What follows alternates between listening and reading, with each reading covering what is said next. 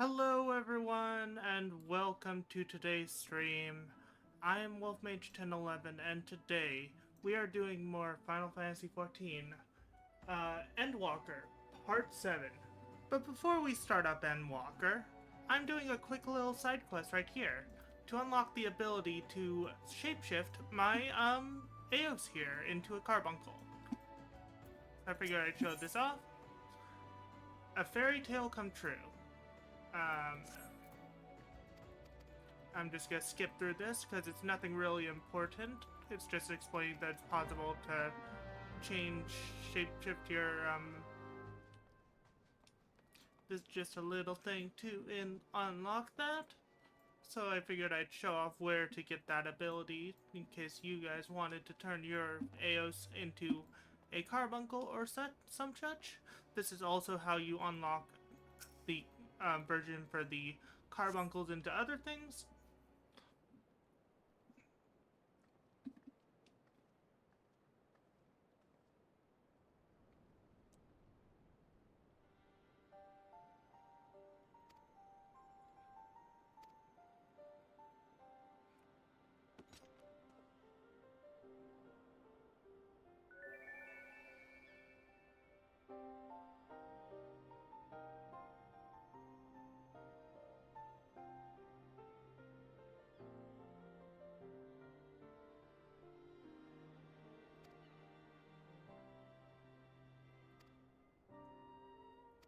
Basically, they're telling you to picture it as a carbuncle when you summon it.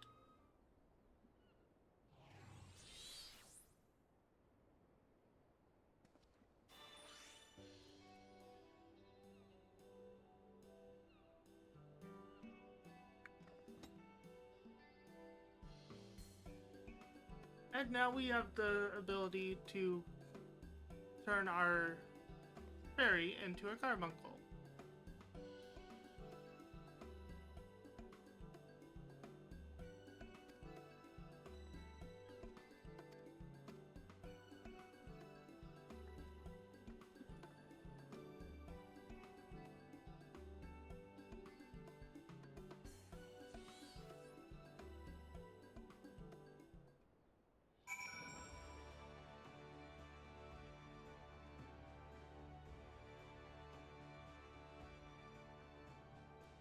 This is also where you unlock the ability to change your Iggies into carbuncles as well, if you prefer the carbuncle.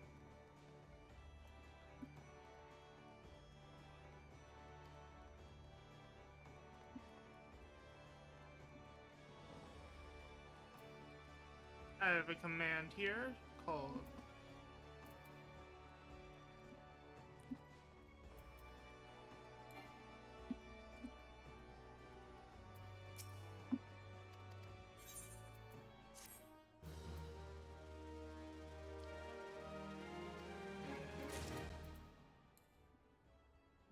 the next Eos summoned will appear glamored as a Emerald Carbuncle. So let's try it.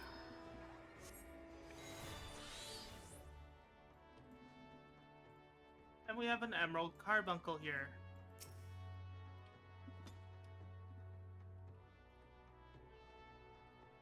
Let's see if it works with the summon Seraph.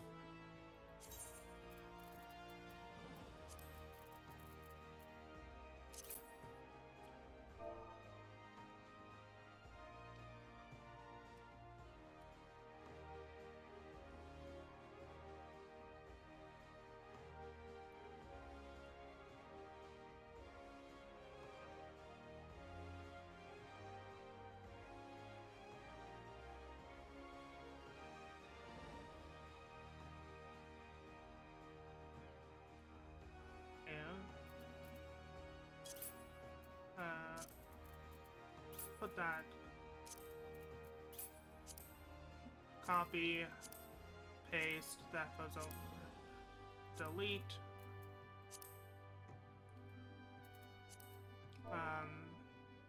Name this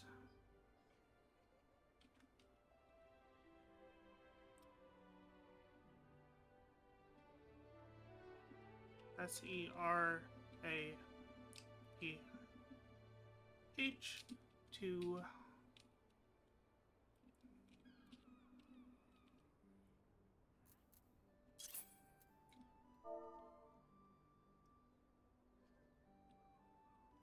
Control C. Light edit to two.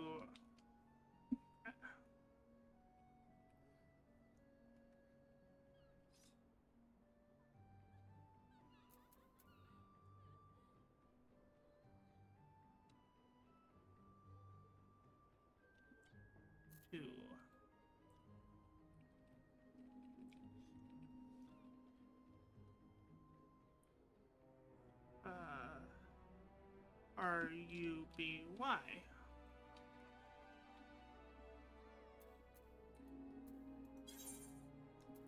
And we're gonna have this be a fire crystal as the icon. Execute.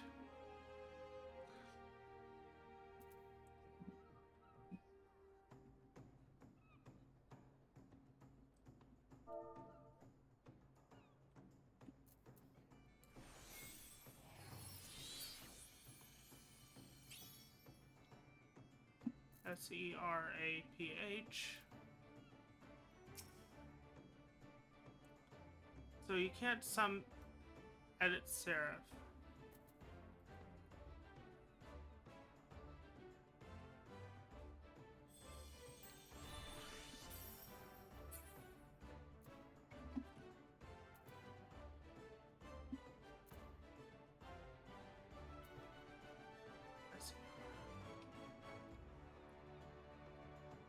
So it turns out you cannot glamour serif yet, but I feel like they will add that eventually, so I'm gonna delete that command. But yeah, now we have a carbuncle as a scholar.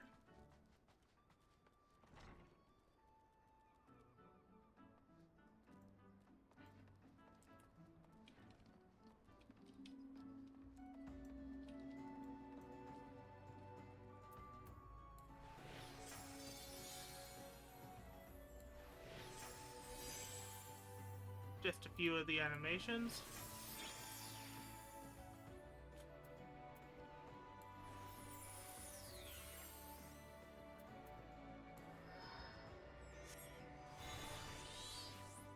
And our Emerald Carbuncle is now ready. Now, we are going to switch back over to our Summoner. We're going to go as Dapper Summoner. Actually, we're going to go Casual. We're going to dye this.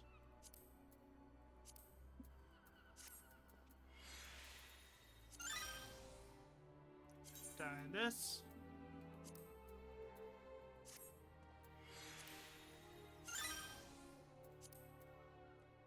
And dye this.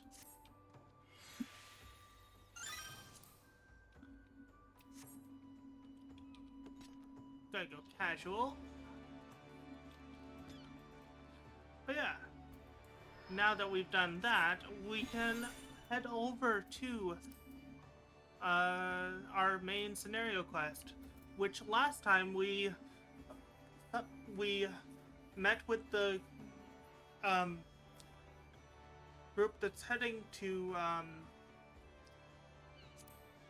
Ilzabard, aka Garlemald, and we got ready to head out. This time we're going to continue getting ready to head to Garlemald. So yeah, we need to go to Garabania, and here I've gotten some more Aetherite tickets, so keep those.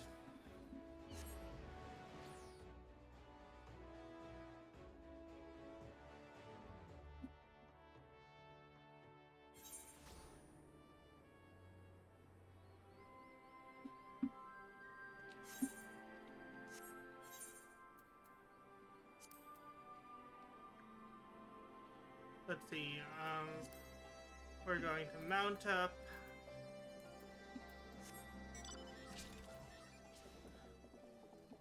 We got the Fall Guys mount as our roulette.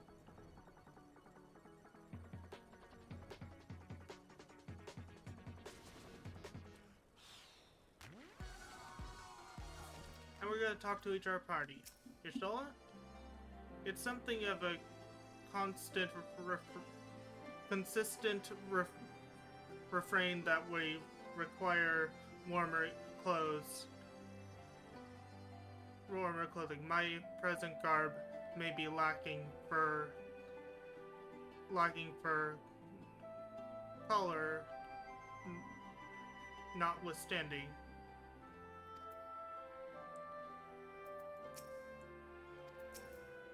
Didn't mean to talk to your shoulder again. Connections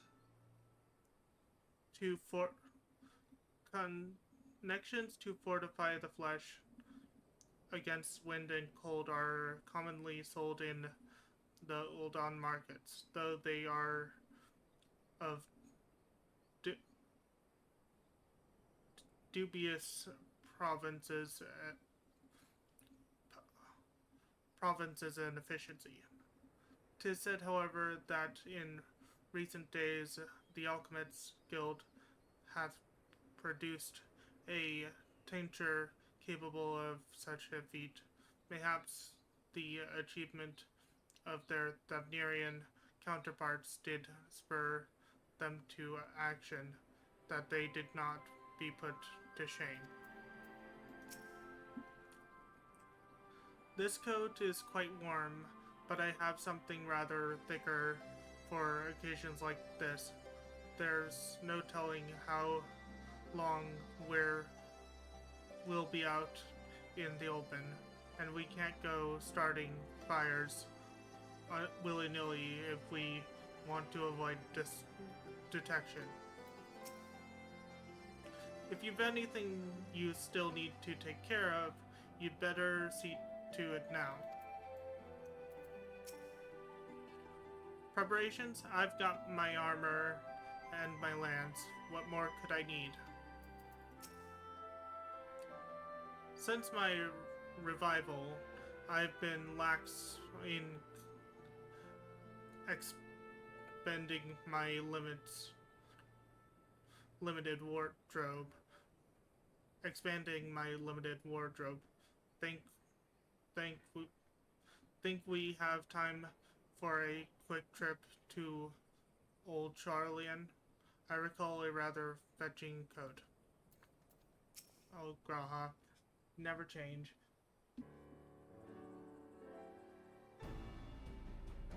This is our last chance to make ready before we set forth. You needn't worry about Oriange and I. We still have what we wore in Garlemald before. Istinian claims to be quite warm and toasty beneath his armor, and since he spent a fair bit of time up north recently as well, I have no reason to doubt his words. Most of the others will be borrowing Grand Company stock. The rest of you could do likewise, I suppose, but provided you're not overly concerned with style. Not to put too fine a point on it, but I wouldn't be seen dead in one of those ridiculous overcoats. If only I had time to find something to my liking. Is that a cry for scions in need of a tailor, I hear?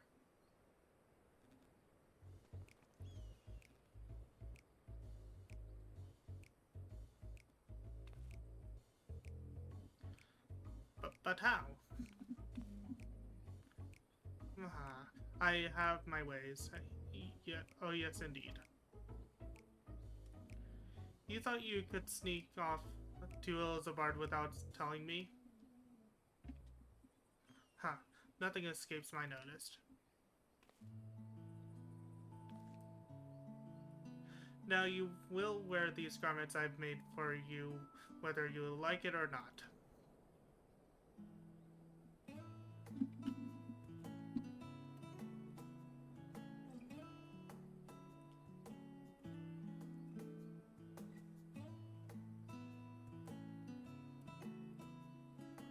You never cease to amaze. But why do you need a new outfit as well? Wait, are you coming with us? What? No, of course not. Silly. It's all in the name of fashion, rather the pursuit of the highest quality fashion. Besides, how can I expect others to wear my creations if I never worn them myself?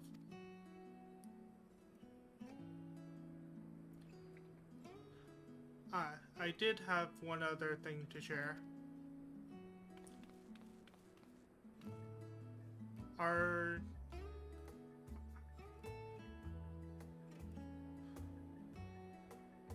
Artemis and Blue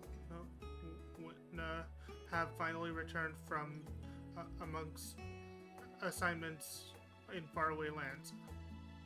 They'll be staying at the Rising Stones for a while to keep an eye on events throughout Eorzea.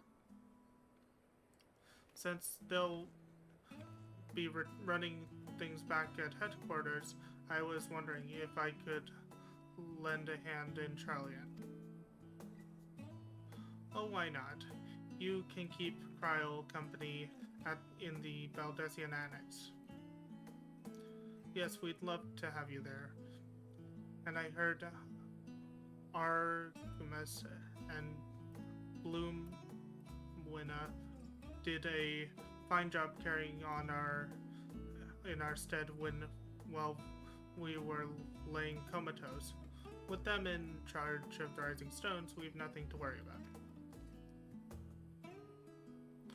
My thoughts exactly. Also, while I'm confident you won't go collapsing again, because a certain someone who shall remain nameless isn't in a position to transport your souls to another world, if anything similarly dangerous were to happen, I'll be well positioned to do something about it. Anyway, I've got a few things to take care of, and then I'll make my way to Charlian. I really do hope these new clothes are enough to keep you warm in Garlemald. It's not much, but it's the only thing I can do for you. Others then pray for your safe return. Which I will every day. Let's not keep the contingent waiting any longer.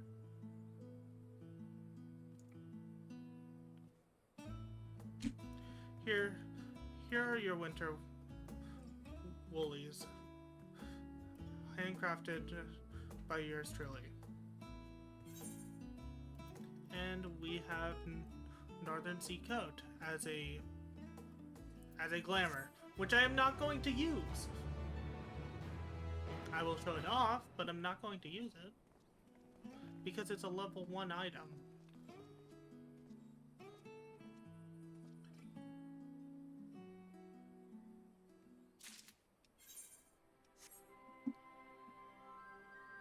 Confront. Oh, that's that's gonna be hidden. That's something I was doing off screen. Confront Titan. A frosty reception. Tataru is desperately trying to retain her composure as she prepares to see you off on another perilous journey. I'm told the airship pilot has been sent to meet you. Ah, there he is. Alright, this is where we go our separate ways. Do be careful, won't you?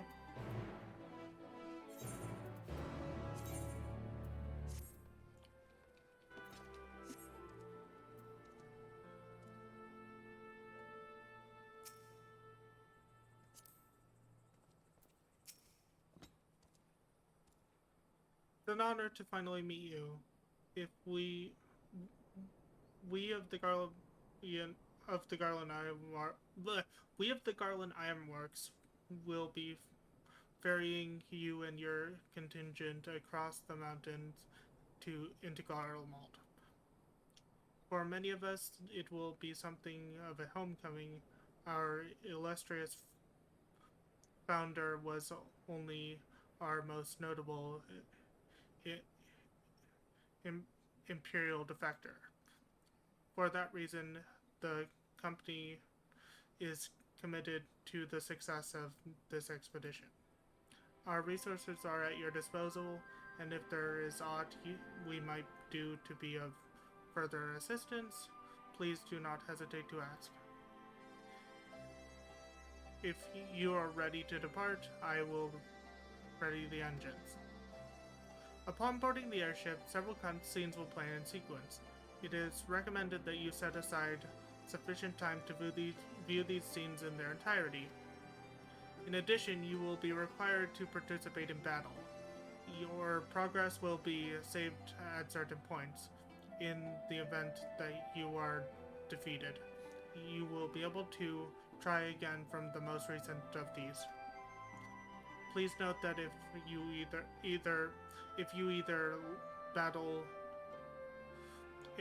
you enter battles associated with other quests or log out from the game, this progress will be lost. So, I will be losing access to what skills? 84. I'm level 84. Looks like it's only a trait. Ruin Mastery 4.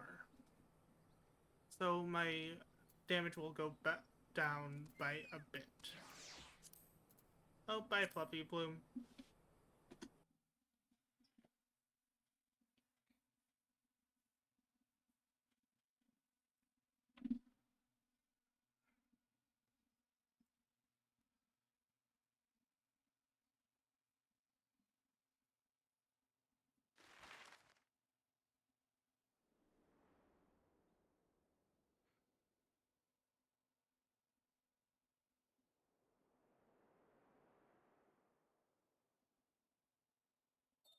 Ffxiv, divided in twain by a vast mountain range. Those who would traverse its jagged peaks face peril at every step. But why go by foot when one can simply fly?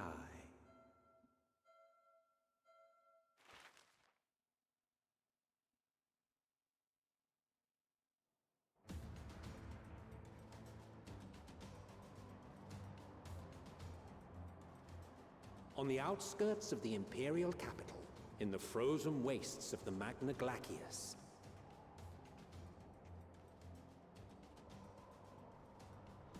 the winds howl in icy protest, as if to warn against further trespass.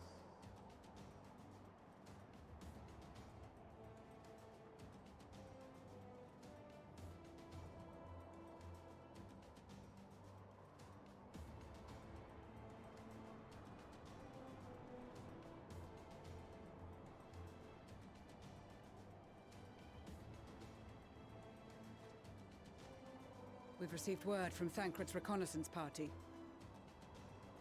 Okay, I'm gonna pause it here because an ad is about to start and I don't want to interrupt this.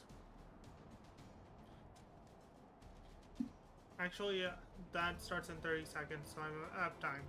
They've sighted a detachment of heavily armed Imperials. Survivors of the Civil War, perhaps? Perhaps, but there is more to it than that. And that's where we're gonna pause because the ad break is starting in 5, 4, 3, 2, 1.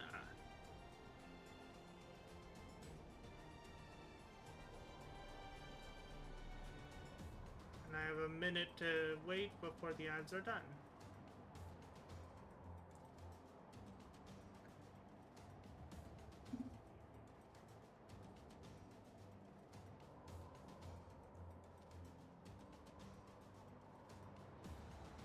Hello.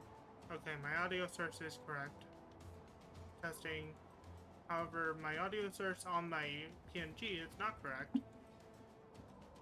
Testing. Oh no.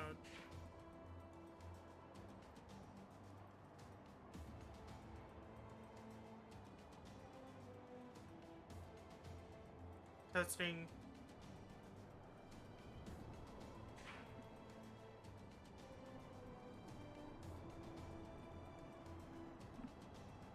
Testing.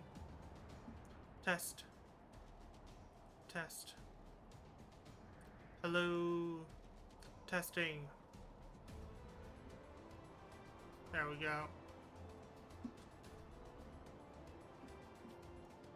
And the ads are over, so we can continue.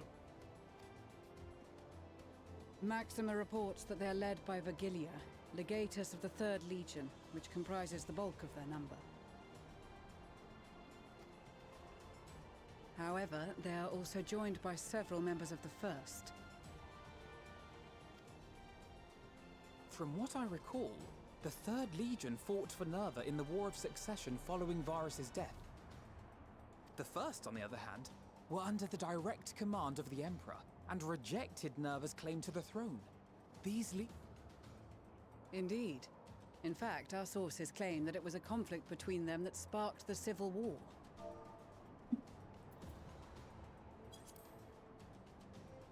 These legions were enemies. Yet now, these former foes cooperate to defend a ruined Garlemald from invasion. Then it is all but certain they have been tempered. So, what's the plan? If me and my crew is out reaving, we charge straight in, no messing about. But that ain't what we're here for. Quite right. Soldiers or no, they are people of Garlemald. The very ones we have come to aid. Direct confrontation is unavoidable.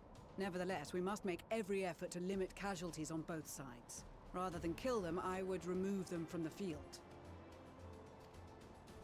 How so? Savage beatings, disarmament, and imprisonment? Not impossible, but easier said than done in the heat of battle.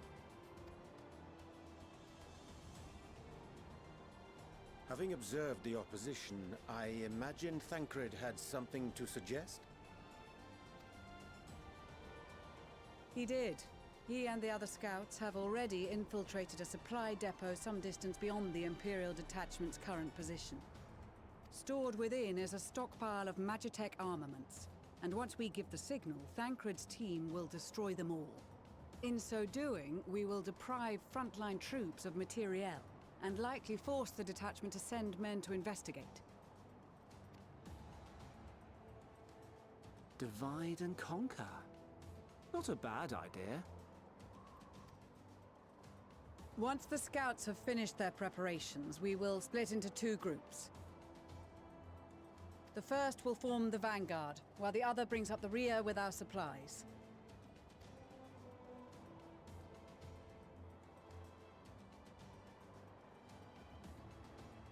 As for the Scions, I ask that you lend your assistance where you deem it needed most. I would prefer, however, that you accompany the rearguard and be prepared to join the van at a moment's notice. Kept in reserve as our trump card, so to speak.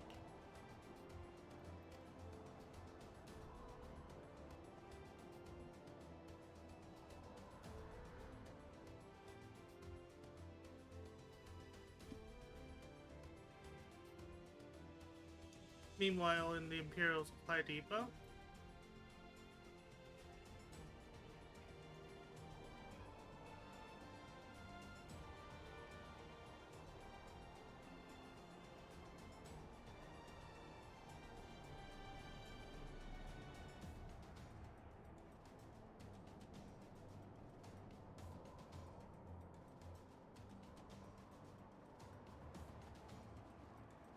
Your proposal was well received.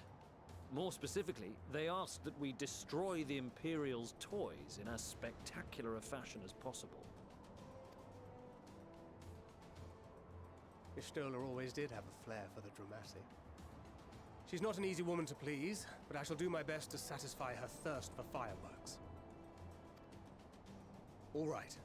once more for my peace of mind.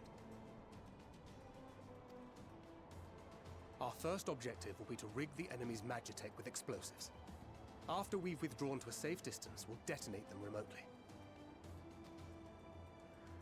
Our second will be to issue a deactivation command to the automated units via the control terminal. If our calculations are correct, this signal should reach those deployed on the front line, giving our friends a much-needed upper hand. The blizzard will help us stay hidden, so let's aim to get in and out before it passes. Trust in the plan, and we should all live to see tomorrow.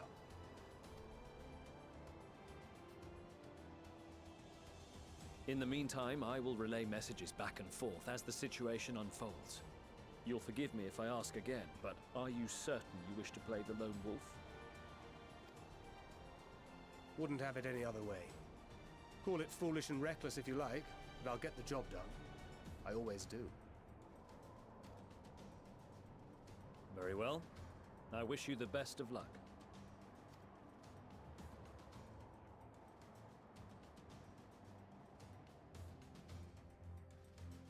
I just realized something. Wolves normally have green or brown eyes. What color are Thancred's eyes? Green. He also has white hair, so he fits the role of lone wolf to a T, not only in how he acts.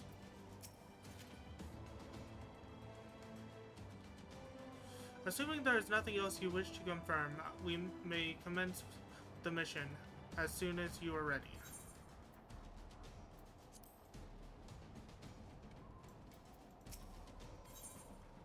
Commence mission. Ready. Keep your wits about you. It's time. We only have one shot at this, so let's make it count.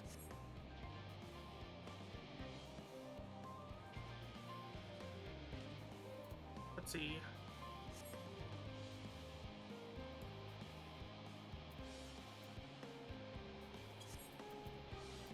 How do I turn?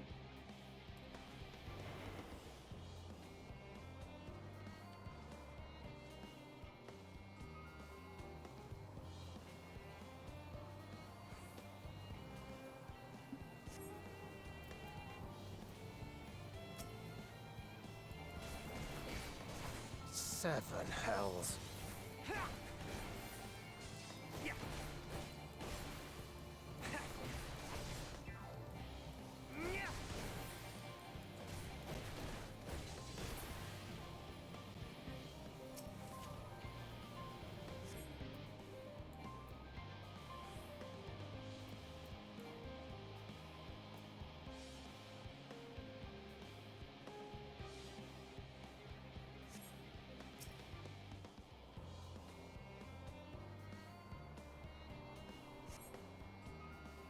Okay, that's one.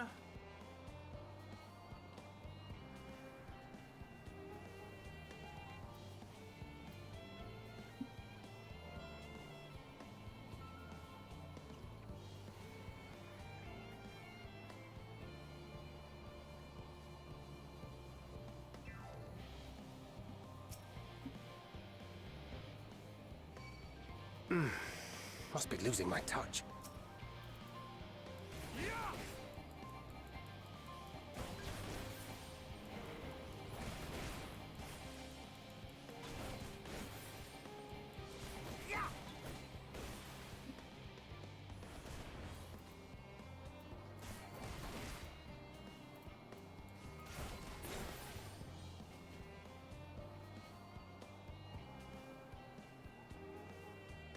Okay, I need to get this done before the threat goes full.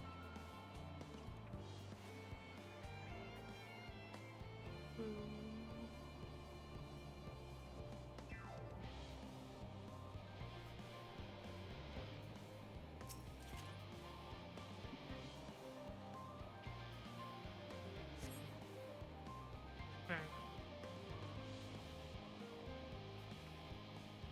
Awareness is good.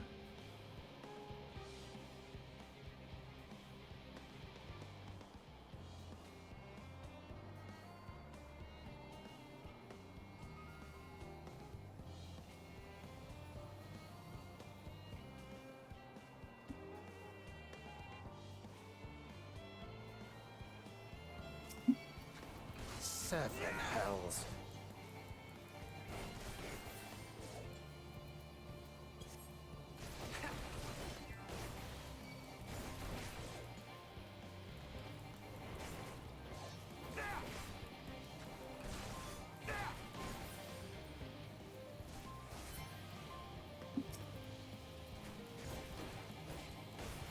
I suck at this.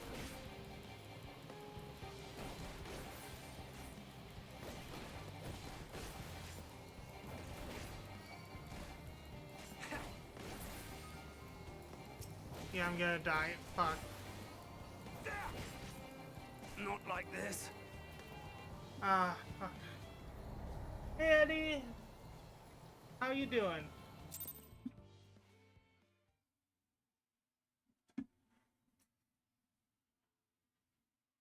Yeah, I'm not averse to doing things on easy if I have to.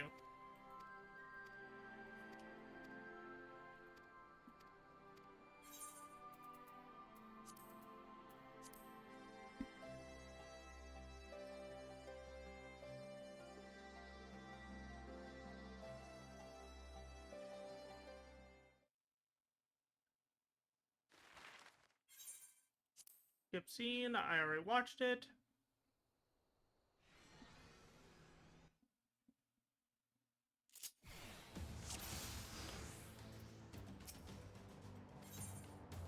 Commence mission. Keep your wits about you. It's time. We only have one shot at this, so let's make it count.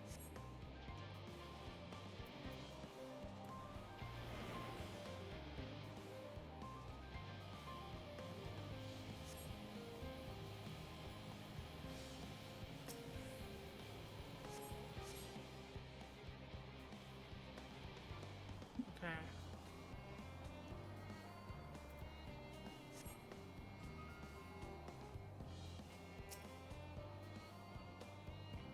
Point explosives.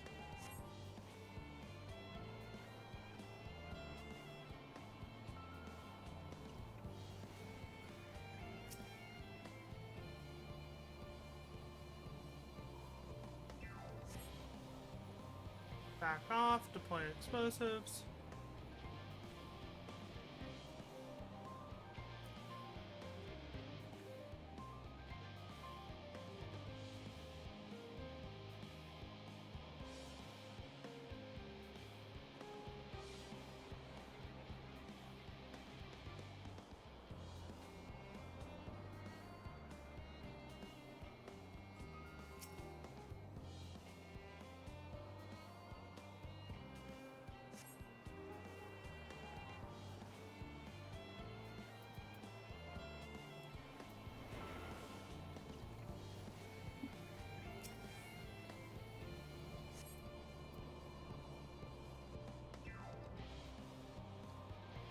Ooh, I have no clue how I avoided that. Okay, so we've got a guard dog. Okay. Damn, spotted.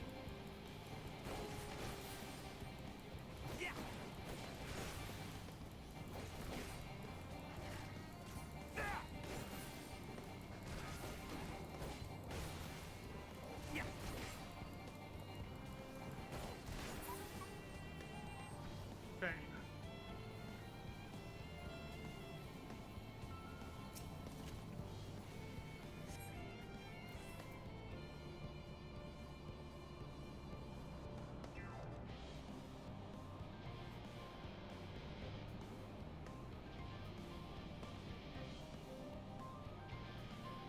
So where do I need to place the explosives? Over there, okay. And over there, okay.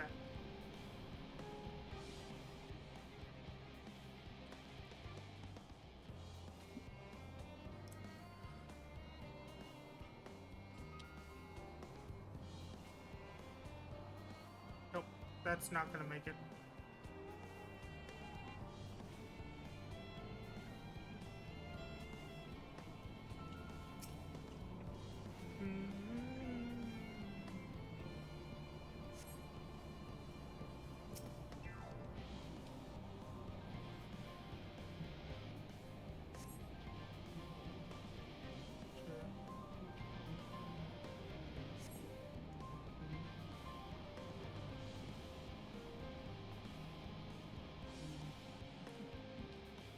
I didn't give the word.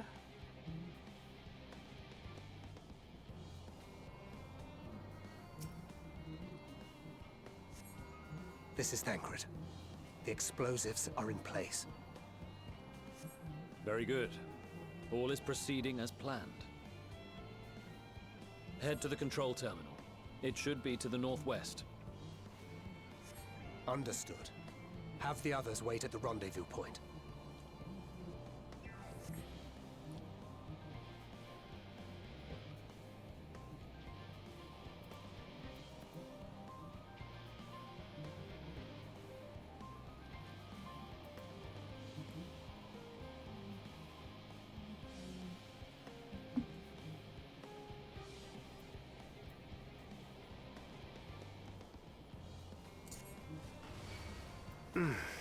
Must be losing my touch. Willing to take this one guy out.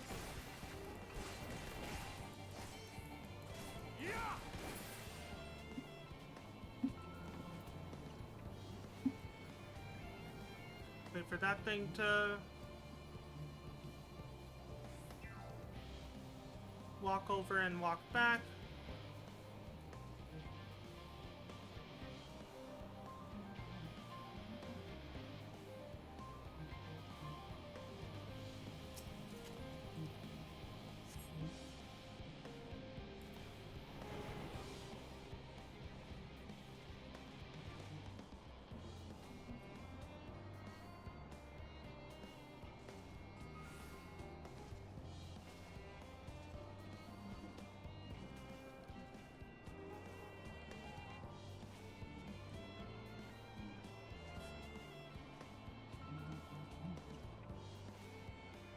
Okay, he doesn't walk over here.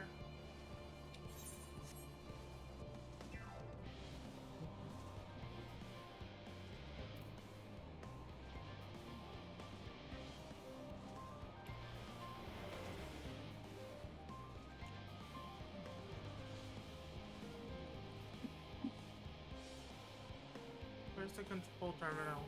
There's it.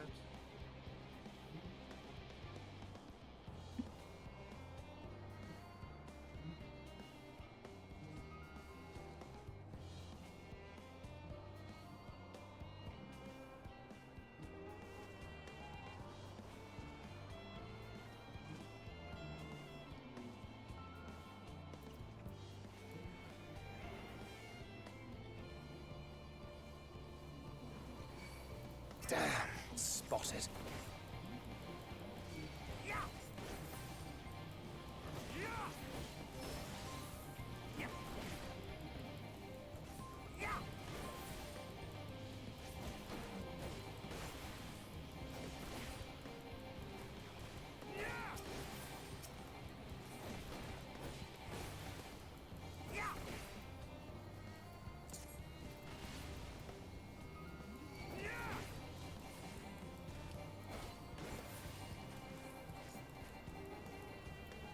No, not yet. Fuck. Oh, I see what I have to do with the bomb. I have to distract. It's distracted.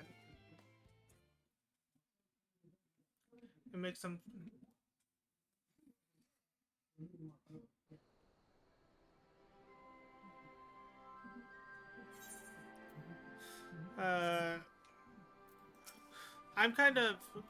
I kind of just,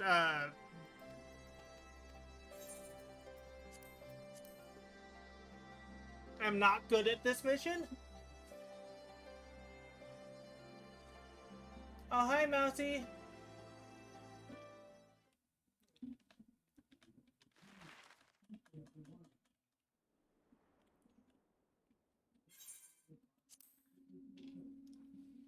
We're having trouble with the mission.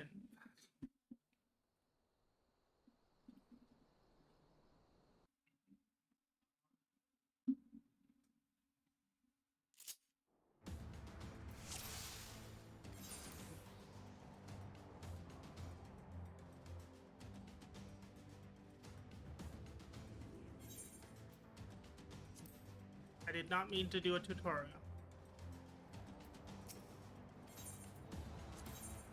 Keep your wits about you.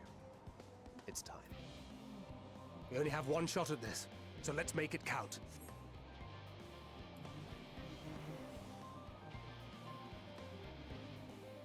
A stealth.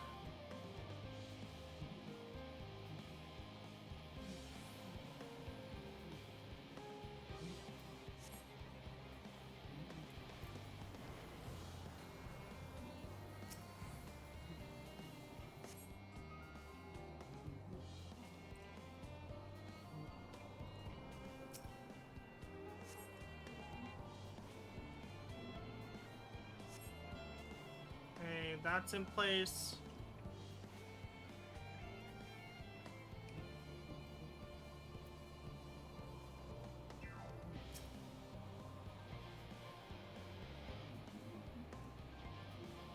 Let's see.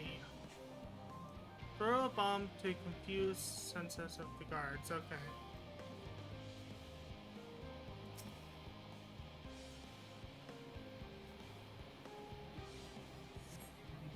That's done.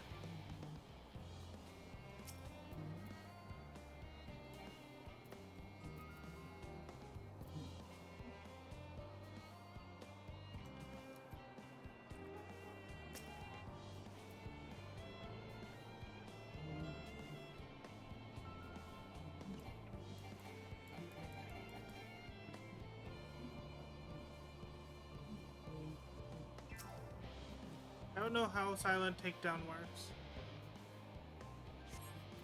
Oh, I have to use swift deception.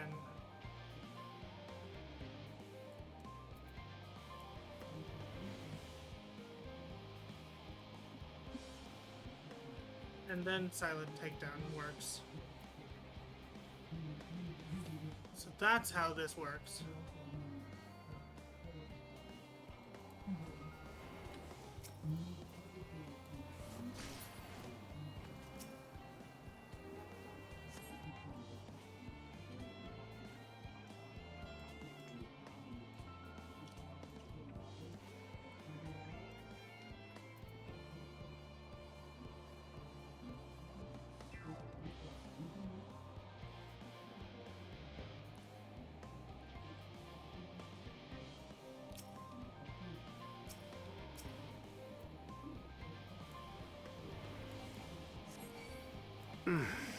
Must be losing my touch. I suck at taking down these dogs.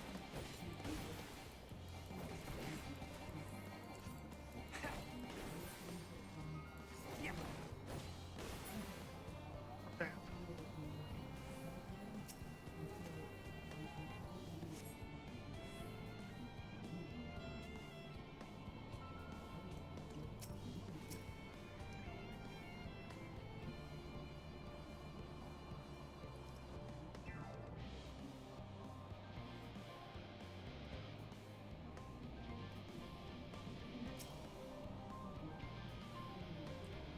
Oh, I can do it from behind the thing, okay, and not get caught.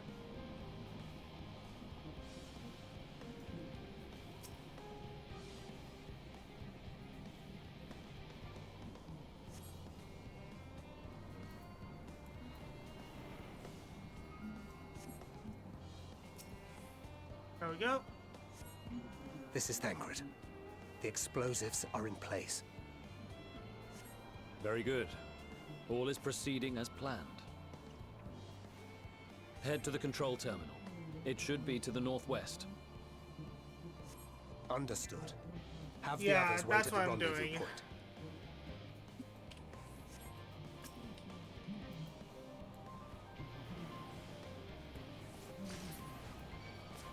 Seven hells.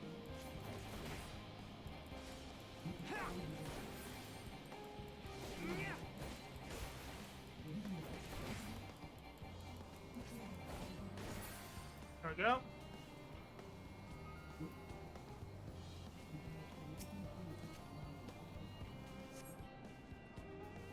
Okay, this is where I got messed up.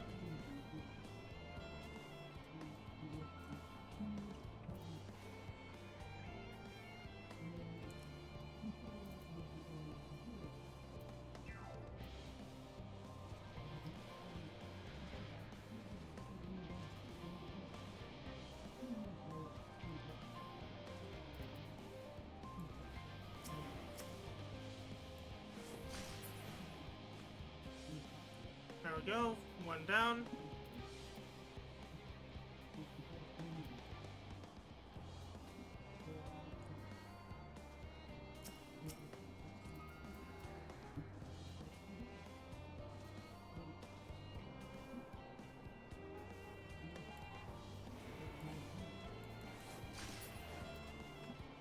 There we go.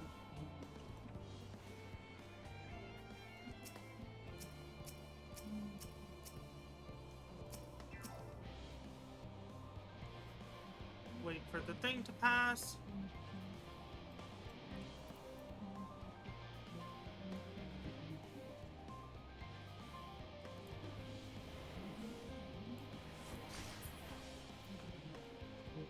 There we go.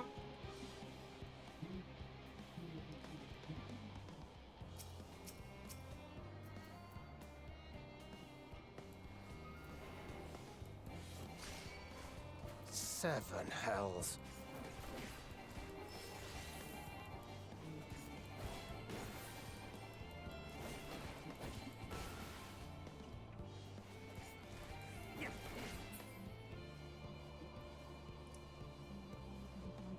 Take them out one at a time.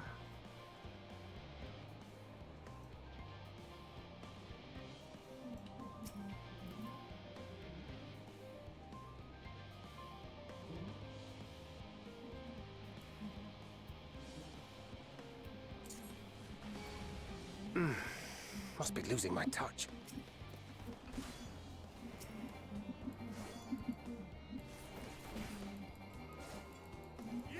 I don't know how to use the bomb properly.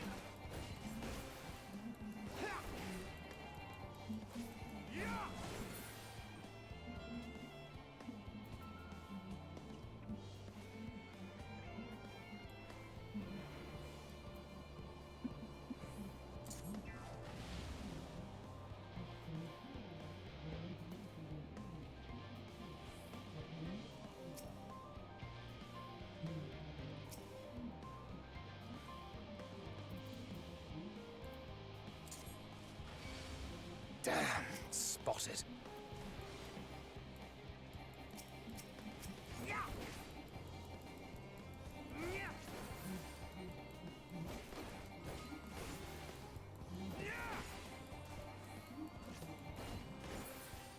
Okay. Instant when targeting a weaponry or a guard dog, delivered.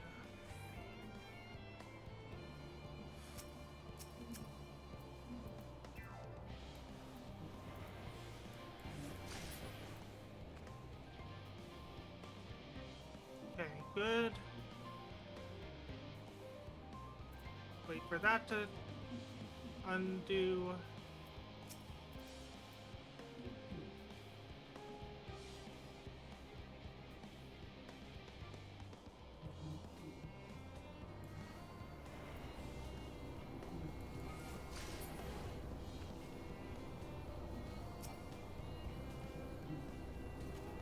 Yeah, it can get close enough without getting into the dog's range.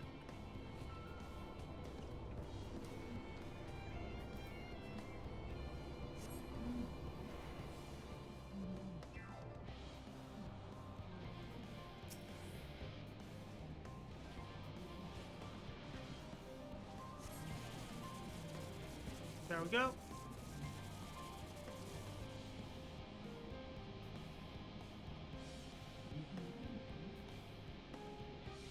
Did the game just crash? Or was that proceeding?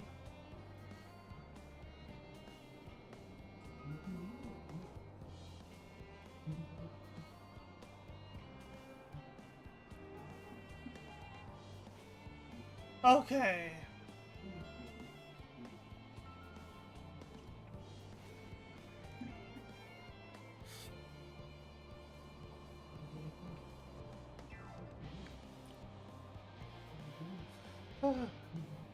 You are returned, and none the worse for wear, to my considerable relief. What news from our comrades? They stand at the ready. Excellent. Then let the fireworks begin.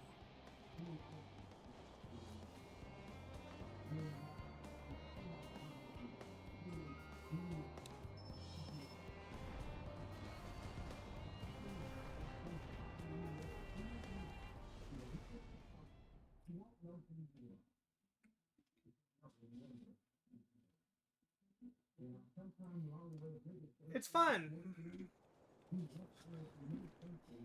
It's icy. It's cold.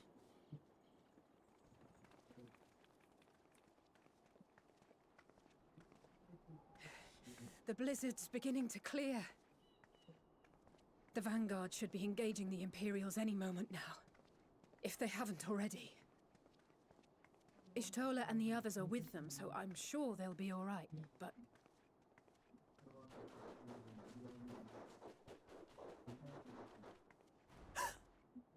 Wait! Something's coming!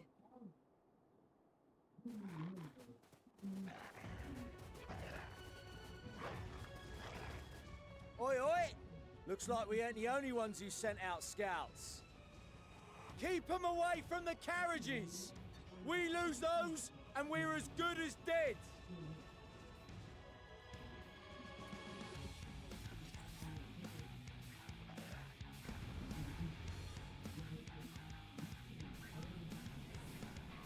Let's see, are we playing as our character or playing as Alizé? Let's see. Our character. Nice. Summon Carbuncle. Fighters! Protect the others!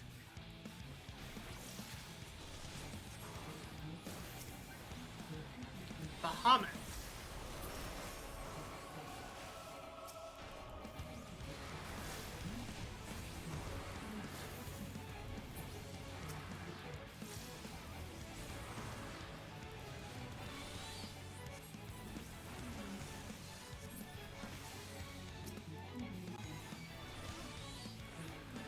Ruby Right.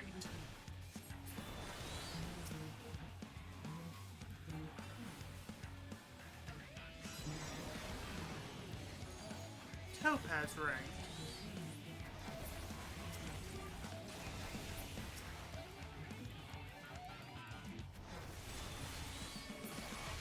Ooh. That's actually a red mage spell that we get later. A brief But Alizé respite, just but stay used. alert. Keep the carriages safe. Okay, Arun.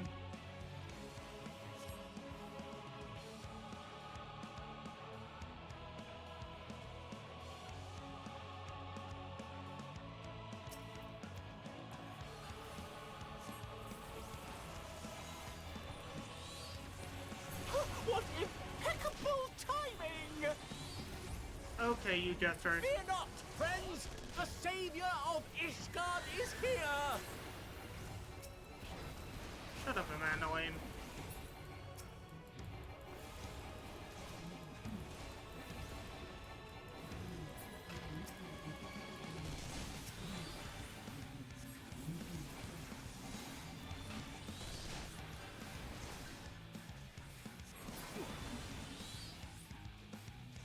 A fine display, but the other carriages are still in danger. Go on ahead. We'll hold the line.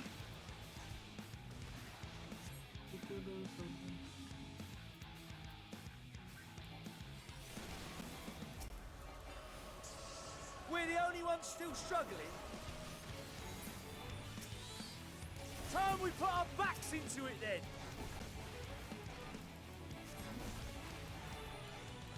I've been itching for a good scrap.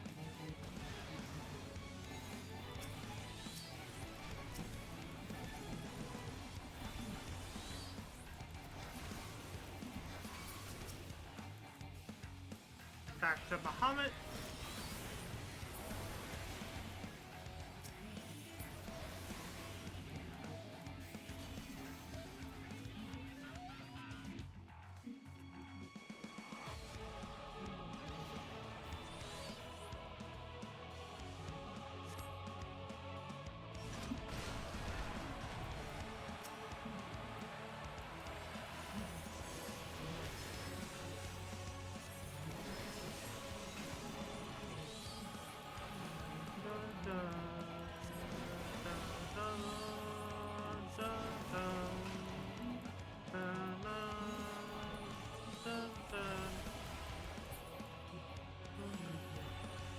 You lot all right back there? We're fine and ready for more. Hear that? Get to the front and turn the tide!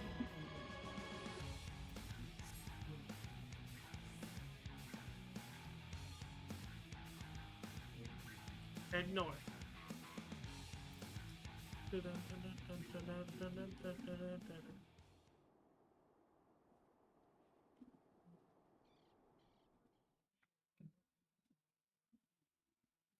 Meanwhile, on the front line.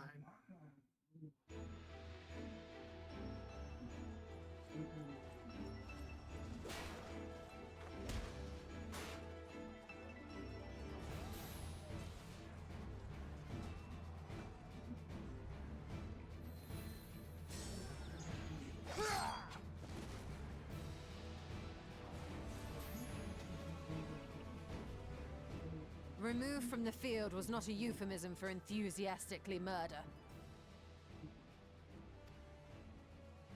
It's nothing that won't heal in time.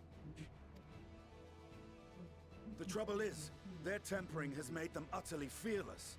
Subduing them would be easier if they had the capacity to submit in the first place. Well, this is the path our young charges would have us walk, and that we all agreed to follow. You knew it would be hard, yet still you pledged your lance, did you not?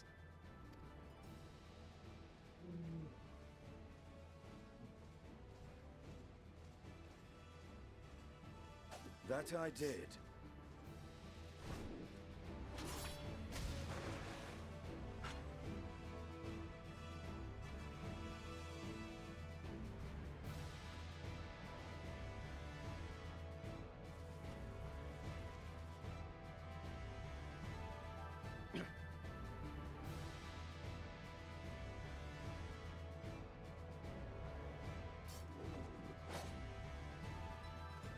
That's Vergilia! Damn it. I need to help the others take her down. There's no end to them!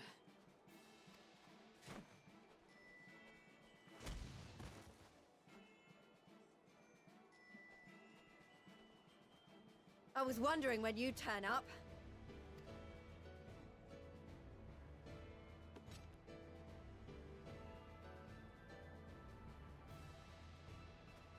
There's no stopping us now. Come on, let's show them what we're made of.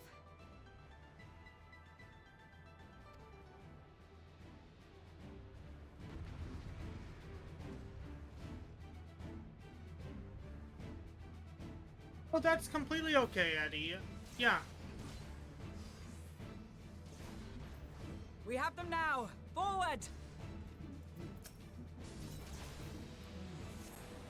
Let's see if casting sleep on them does anything. Nope.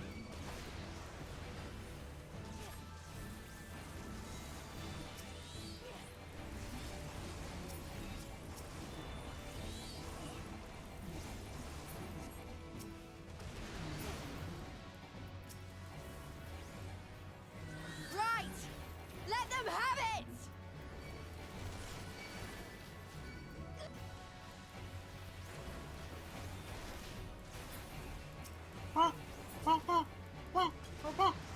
Forks.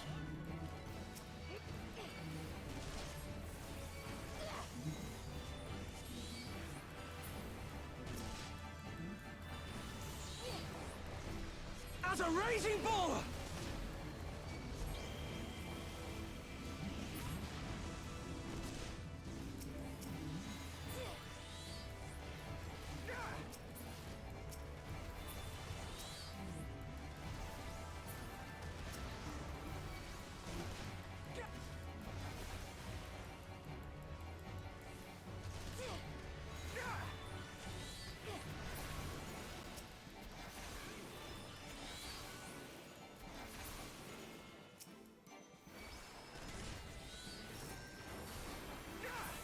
That's her! Vergilia!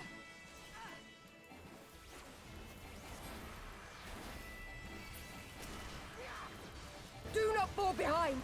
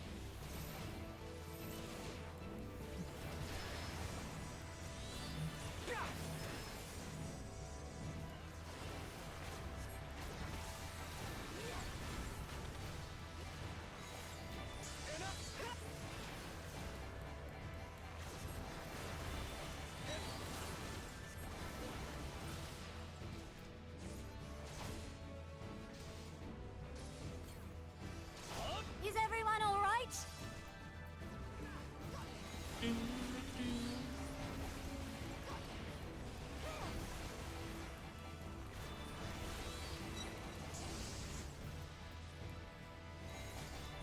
I messed up my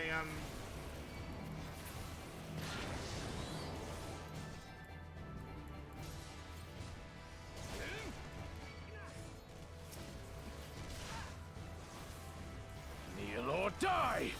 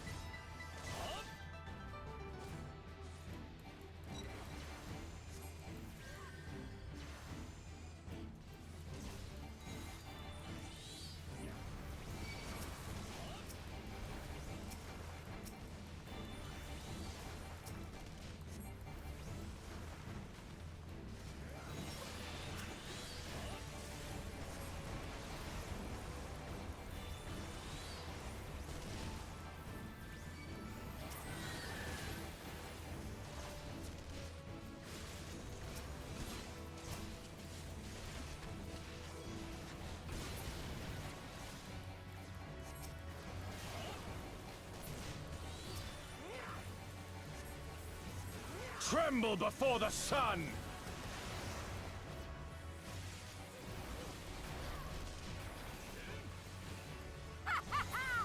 This is getting a little...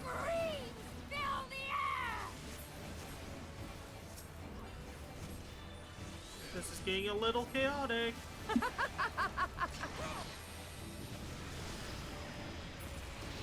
Oh, meteor.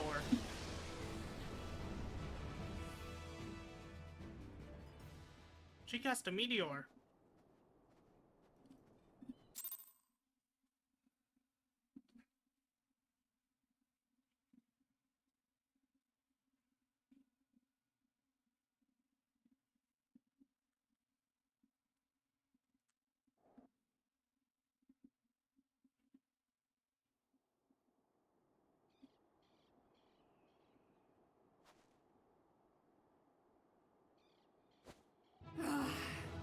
A worthy adversary. Rest, recover, reclaim yourself. Then we will fight again, to the death. Sadu Hatun.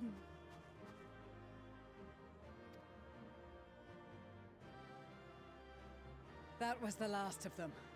The day is ours, thanks to your timely arrival. What of the supply caravan?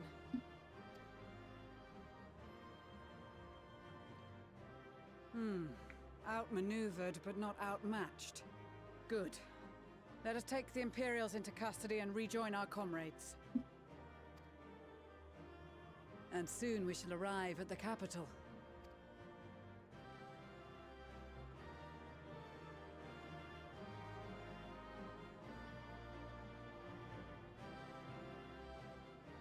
And I am going to quickly step away and see if my lunch is ready. If it is, I will eat my lunch and BRB.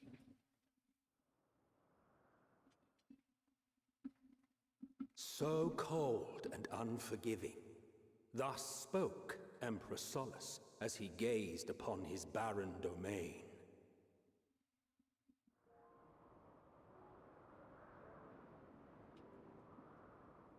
"800 years it had been since the Garleans first set foot here. I'm gonna... My lunch is ready, but I'm gonna wait by the in. Kavosi, after centuries of war and driven from fertile southern pastures into the blasted northern wastes. I'm gonna wait until after the cutscenes for my lunch, because... In that garden of desolation, they clung to one another for warmth. Freezing, hungry, desperate, hated.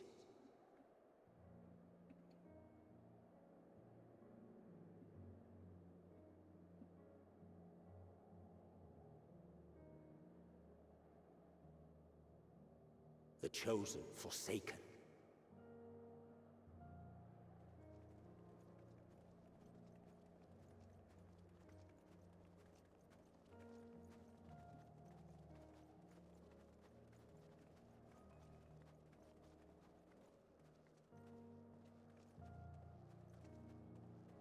In the year 1513 of the 6th Astral Era, a young legatus named Solus single-handedly sparked the Magitech Revolution.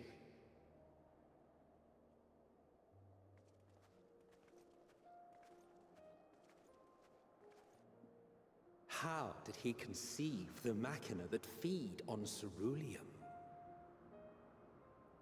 Once a common, soft-spoken soldier, how had he so quickly ascended through the ranks? Like so many others, those who knew the truth are gone.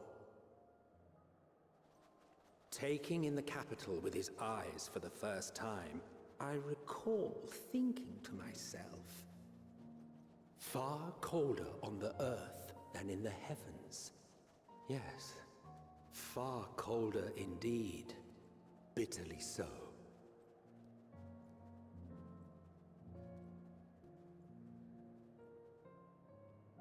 Ilzabard, Garlemald. Yeah, my lunch is ready, but I'm gonna wait until after the cutscenes to step away and eat my lunch. Not so much as a whisper.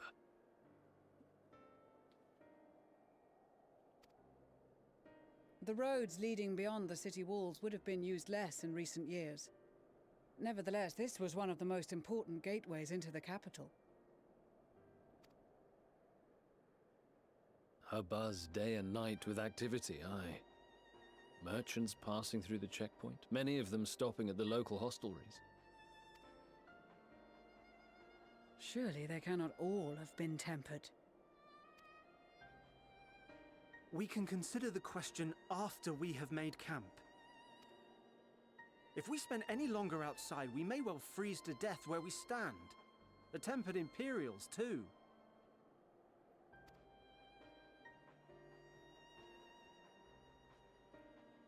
This will be our temporary base of operations.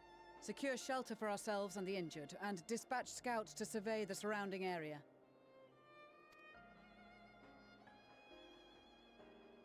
If we're planning on staying here a while, we ought to give this place a proper name.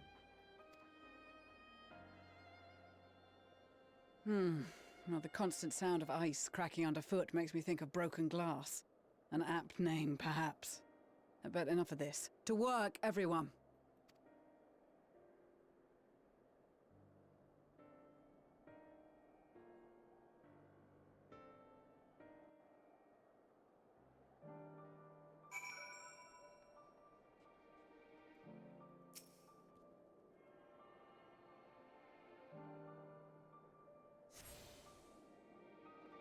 Go, we have attuned to the Aetheryte and completed the cutscene. So I am going to put it on BRB time for food and the idle can. Let's see what we see.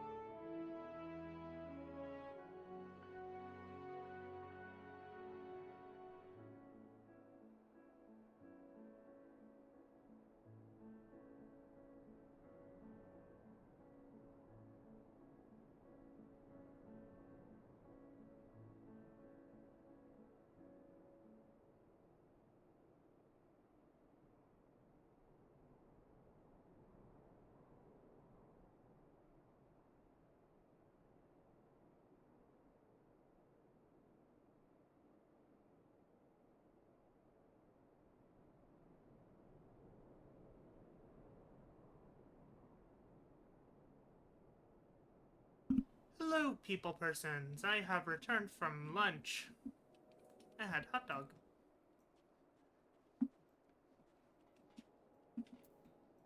Also, my mom sent me some cords so I can actually charge my headphones. And it looks like these are long enough that I can actually charge them while I'm not using them on my PC. So I'm going to plug these in. Because they are dead.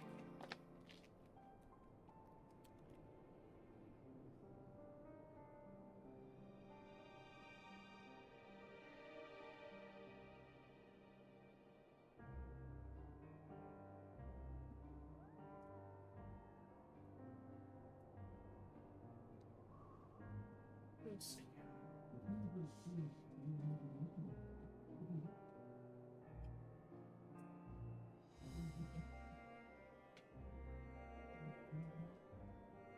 Because, fun fact, my headphones use a micro USB, not USB-C.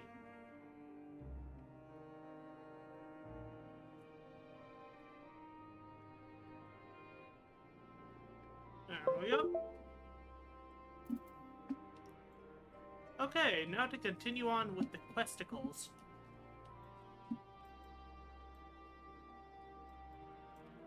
Let's see who we can talk to. Y'shtola is over here. Sorry if you guys are hearing background noise. I can't control what the people in the other room are doing, and they are listening to music.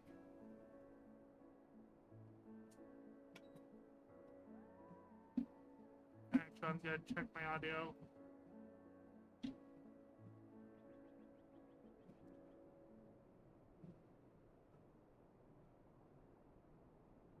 Yeah, it's being heard a little bit, but it shouldn't be a problem.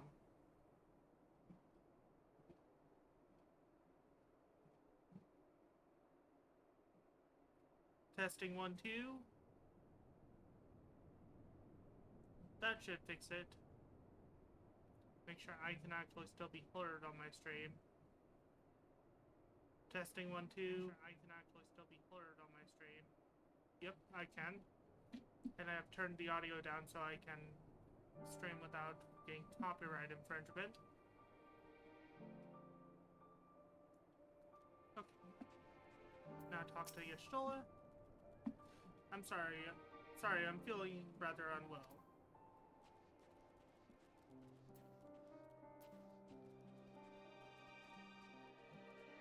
Let's see if we can find Thancred and Ariane.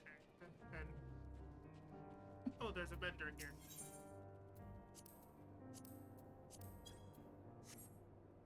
My gear is perfectly fine. Gemstone Trader, William, Lilith. We want Ariane, Grahatia, and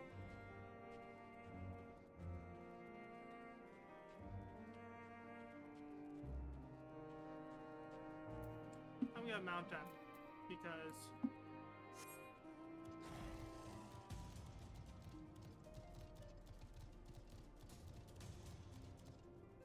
let's see, we have Sirda, Rune, no Graha or Ariane or Stinian or them.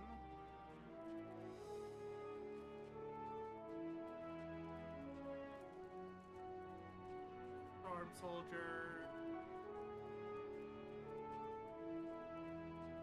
Well, there's Graha.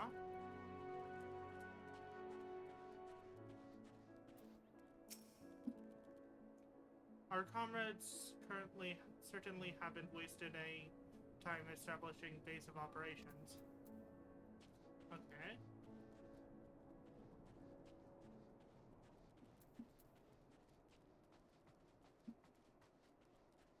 There's no Estinian or Thancred or Ariane anywhere to be found. Okay. They appear to be missing from camp.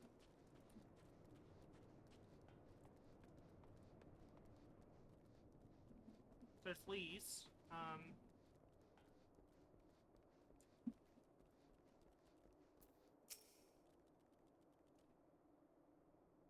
Raban taught me a lot about military strategy, during exercises in the fringes, coordinating units with wildly different capabilities, surveying and securing hostile terrain, that sort of thing. Now I have the chance to put his teachings into practice. Hit it.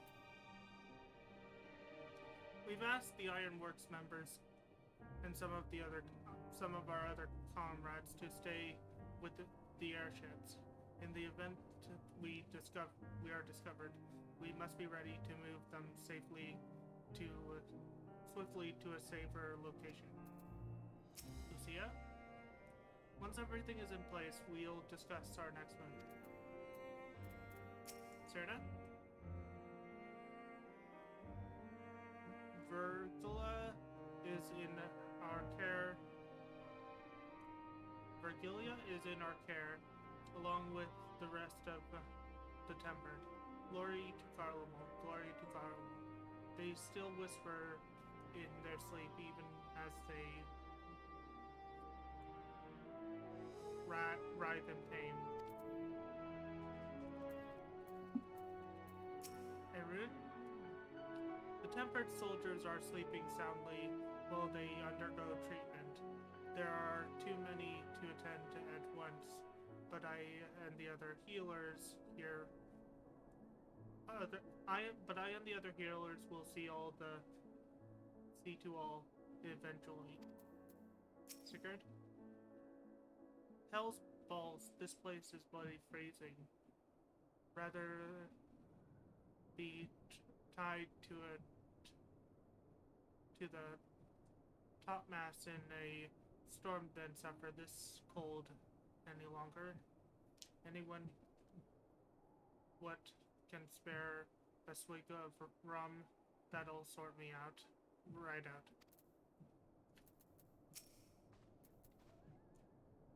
This is all that remains of Laterum. Home become empty husks. If this is the state of the outlying villages, I dread to think what has become of the capital.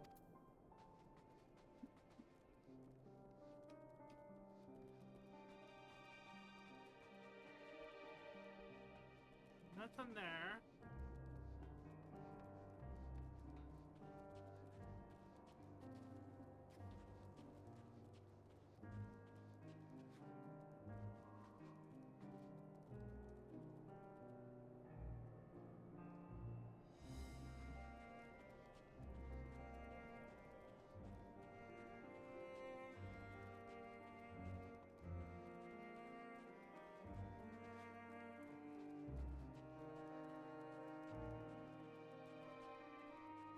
Maybe they're behind the buildings? I want to find Uriange and Anchoring before I talk to the main quest people. But they're nowhere to be found. Sad day.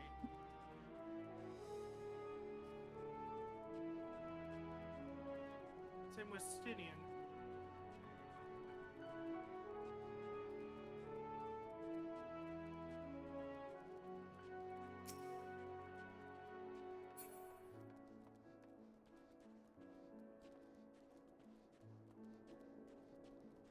Delivery Moogle.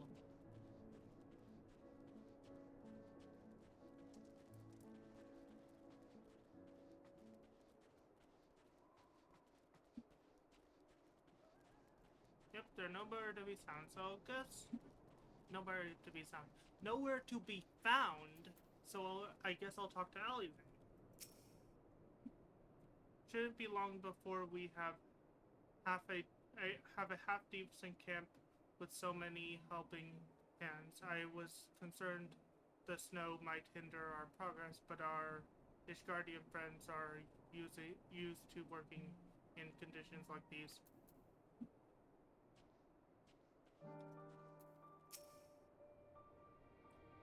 In spite of the obstacles we face, our plan proceeds at pace. Just a little further and we will reach the capital itself. Still, it mustn't go Still, we mustn't get ahead of ourselves. As soon as camp has been made fit for purpose, we are to discuss a course of action with Lucia. Would you mind asking Yshtol and Grahatia to join us in that building to the northeast of camp? Aliza and I will meet you there. So it turns out Orianche, Estinian, and Thancred are just not here right now. Huh. A meeting? Yes, I'll make my way over once my head has cleared. In truth, I've been feeling out of sorts since we arrived. The air is thick with a palpable aura of malevolence. 'Tis the monstrous tower on the horizon. Jagged, hideous, unholy. Even at this distance, its presence is overwhelming. Much like the sudden sensation I felt at the Tower of Zod, only far more terrifying. Aether floats unceasingly towards it, converging into a swirling mass of unfathomable power. For a blessing, the constant chill in the air is helping to anchor my senses in the here and now. Tell the others I shall be with you in a few moments.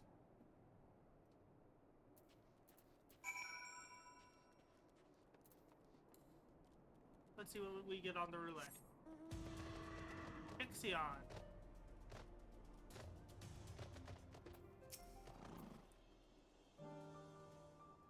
You will be pleased to know most of the tempered have been ordered inside the nearby building and are receiving treatment as we speak. I do, however, feel no small amount of guilt for commandeering civilian homes. The occupants may be long gone, but everything is exactly as they left it. Considering the length of time that has clearly passed since, one would expect to find them ransacked. Strangely, there are no signs of anything having been stolen. It's possible that everyone fled at the first sign of trouble, though it seems to me they left far too many useful possessions behind.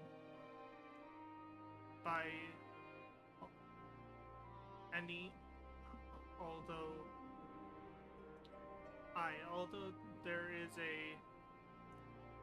there is no conclusive evidence, I strongly suspect they were tempered. Sorry, I was merely thinking aloud. You mentioned a meeting. I will make my way there.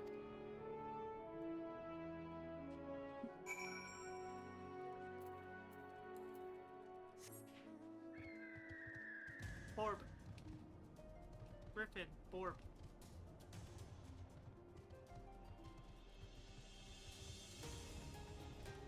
And let's talk to Lucia. Since we've talked to everyone in here. Thank you for informing the others of our meeting. When everyone is here, we will begin.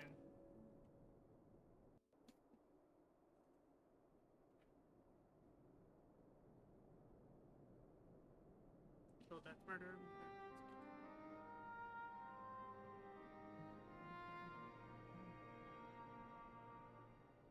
Our present situation is as follows.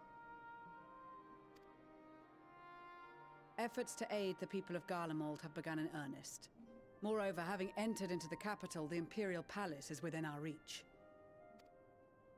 But before we proceed further, we must learn what has befallen this city, for therein lies the key to understanding and combating the Telophoroid's designs. I have a suggestion, if I may. Several of the Imperial soldiers we captured on the Magna Glaciers are members of the Populares and acquaintances of mine. Once we have cured them of their tempering, they should be able to give a reliable account of the events leading to the capital's downfall. A promising idea. I will assist the healers and their ministrations. Of course, I will require a porksy of my own, assuming you can spare one. Would you like a hand? No, I am sure we will manage. Better that you take my place in the field. The noxious ether of this place disagrees with me, and as I shall need to draw on my own for the treatment, 'twill be prudent for me to remain within the camp. This talk of curing the tempered is all well and good, but I reckon the cold is a more pressing concern. All the houses round here are fitted with ceruleum heaters that could keep us warm and toasty. Problem is, the machines seem to have given up the ghost, and if we keep sitting around, freezing our asses off, we'll be next. My smiths reckon that with the right parts, they can have them working again, but it won't be easy. Understood. The machinist will assist them in the repairs.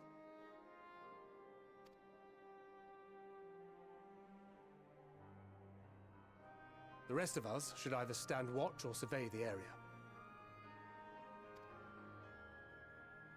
We've made our presence known to the Telophroi.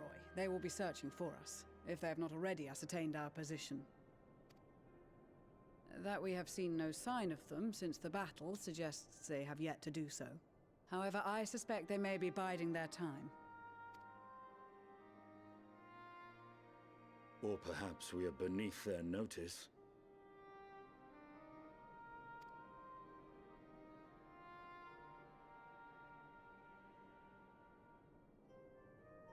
In any event, we'll find no answers standing around here.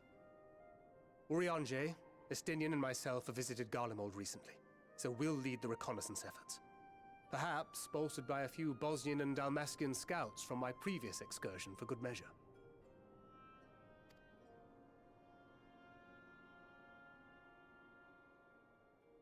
Don't forget about us Alamegans. We have experienced scouts of our own. Well now, this is turning out to be a rather sizable team. With such numbers, we should be able to cover a wide area with relative ease, including that surrounding the Imperial Palace. How about you, Graha? I have a feeling we'll find a use or two for that vanishing spell of yours. 'Twould be my honor to be of service, though I doubt that you of all people need rely on my tricks. That leaves us with guard duty. As a matter of fact, I have something else in mind for the two of you and Alphino. Between here and the center of the capital lies the Eblan Rhine. I would have you search the area for survivors. Your keen sense of direction, honed in your extensive travels, should prove useful in navigating the ice fields.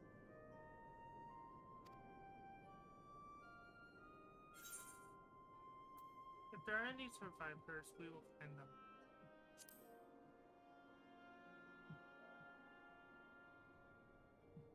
I have faith that you will, and look forward to greeting you on your safe return.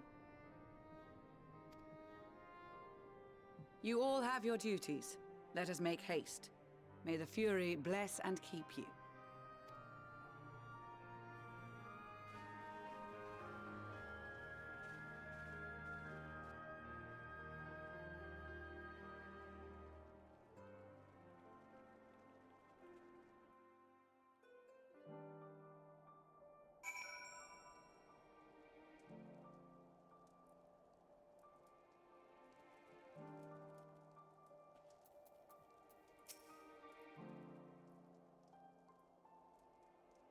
I've never thought myself much of an explorer, though I suppose my adventures have taken me to all sorts of strange and distant places. With that in mind, traversing the ice field should be simple enough, a simple feat. Gods be good. If it isn't the cold with... If it's this cold with Tataru's clothing, I dread to think how we'd fare without it. I must remember to thank her when next we meet. It makes me realize, too, that while the people of Garlemald have spent their whole lives in conditions like these, even they be hard-pressed to survive away from the warmth of their homes. If there are any survivors, we must find them, and quickly.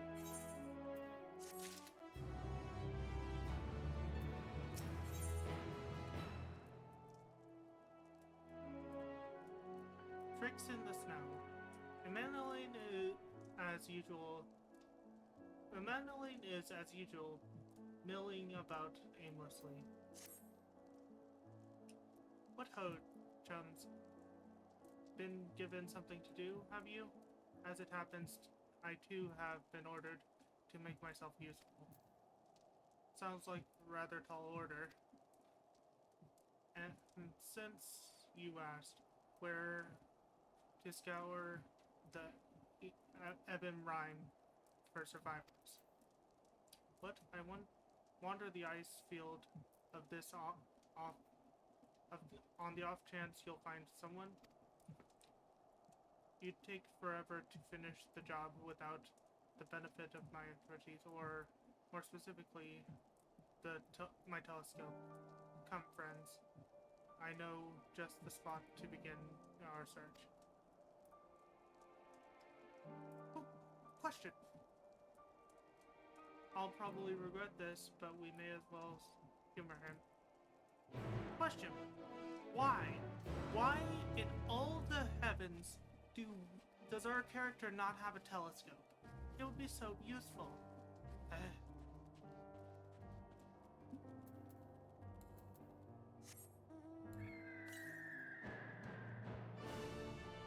the east. Oh, there it is. And in fact, that is right up there with our quest.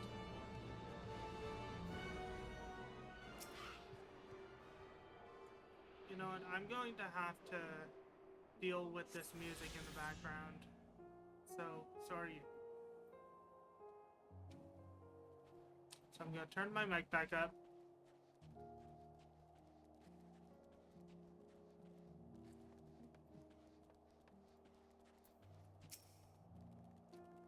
The few buildings I see don't appear to be residents.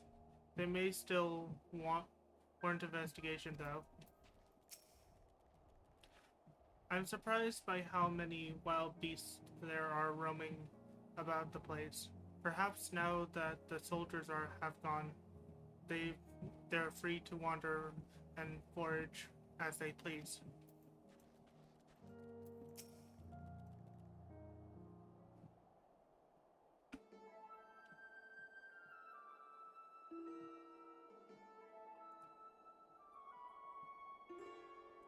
I espy with my little telescope a massive sleeping sheep, or maybe it's a cow?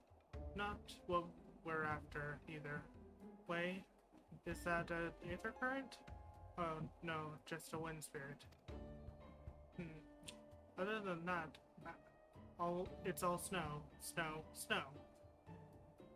But, oi, what do I see over yon hallmark?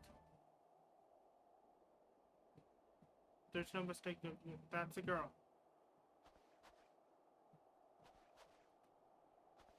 A survivor? Show me. Over there, the building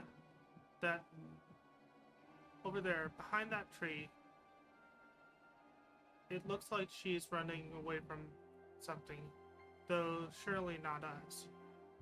She wouldn't even know we're here unless she had a telescope like mine. All I can tell you is that she's wearing a pale green dress, a rather fetching one at that.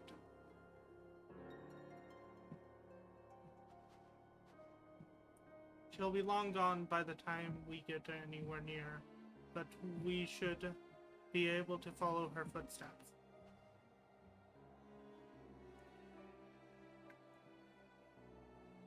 I'll let Lucia know where you're heading. And take these warming tinctures with you.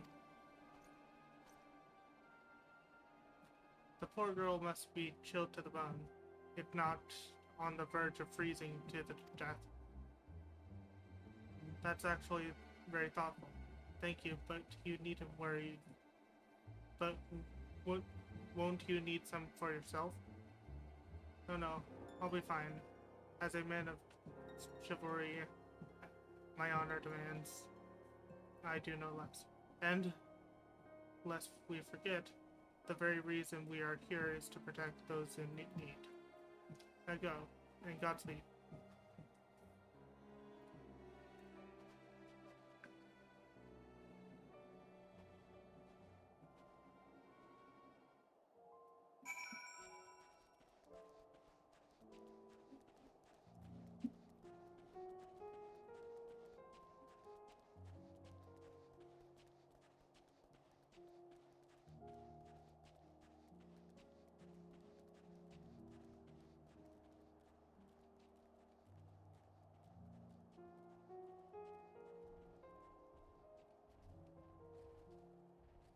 Let me up. Footprints in the snow.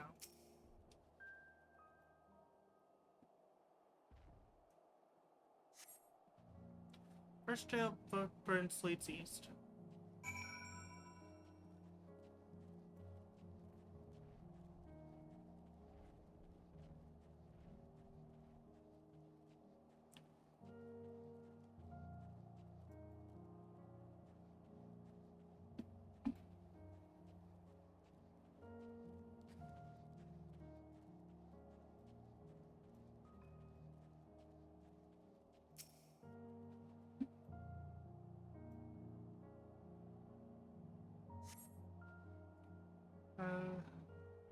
Lead toward the building.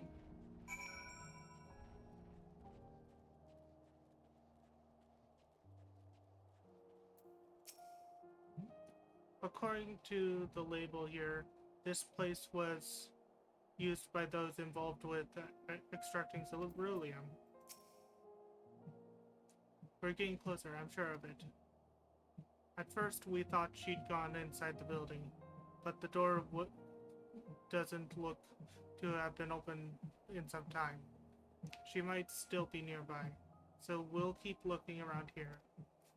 Then again, it's possible that she ran past this place. Would you mind searching up ahead?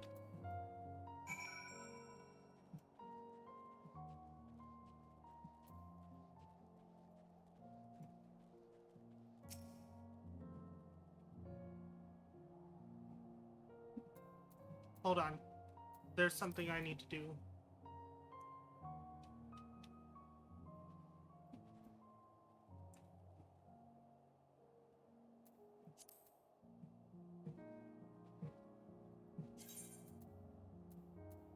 General.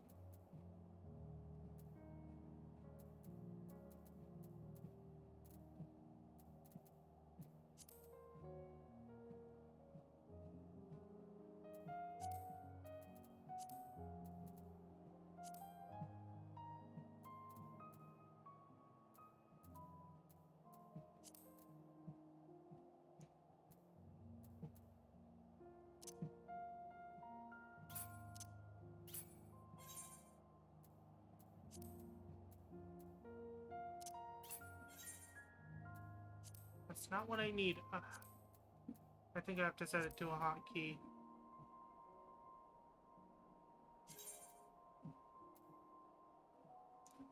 Let's see.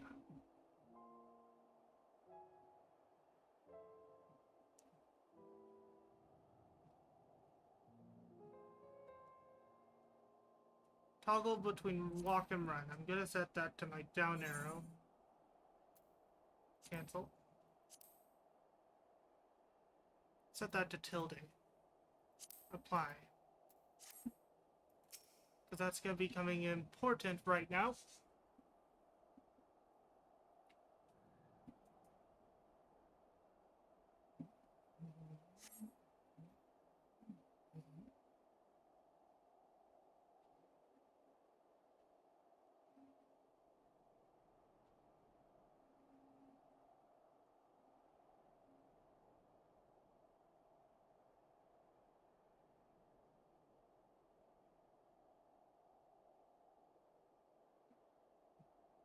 The girl in a green dress anxiously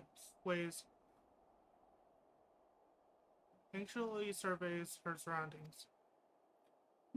Were you to call out to her from this distance, it might attract wild beasts to your locations. It would be safer to get close first, but you must do so without drawing her attention.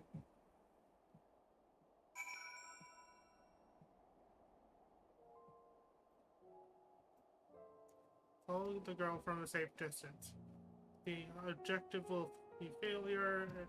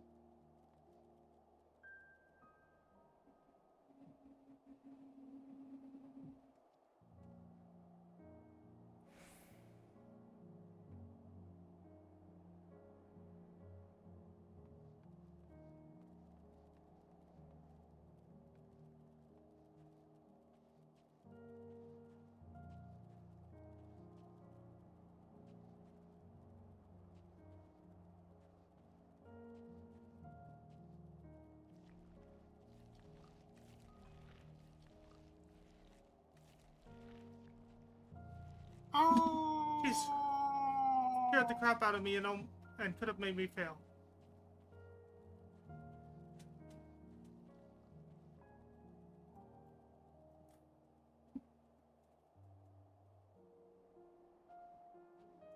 Jeez. Nuggies.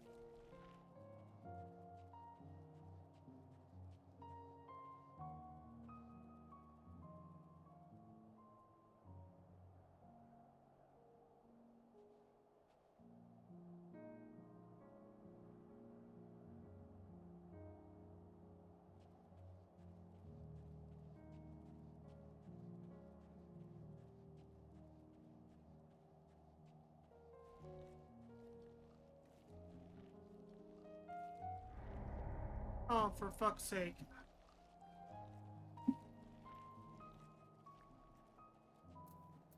Oh.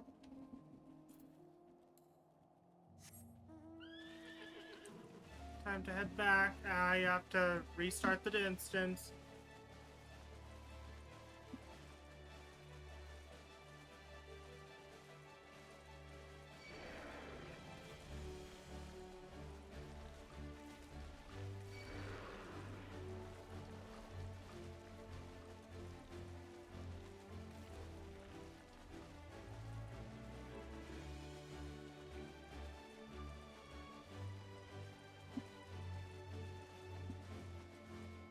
Let's see.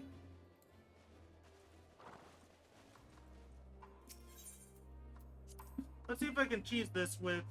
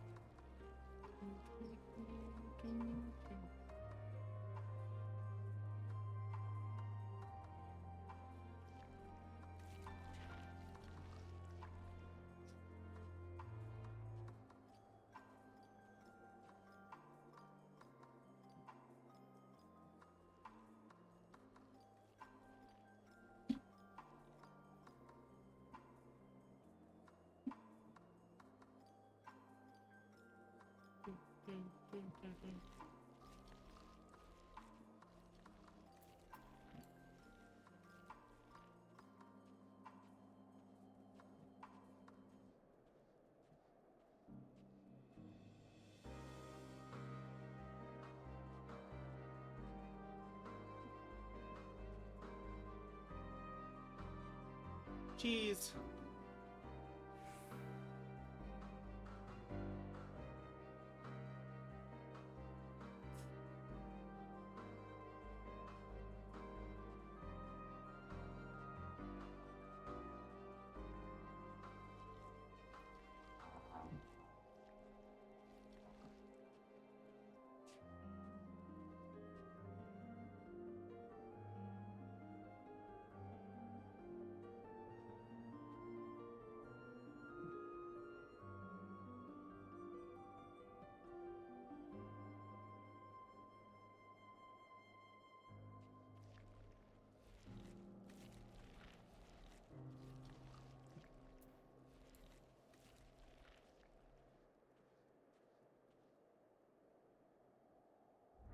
Yeah. Okay. So I can't cheese it with...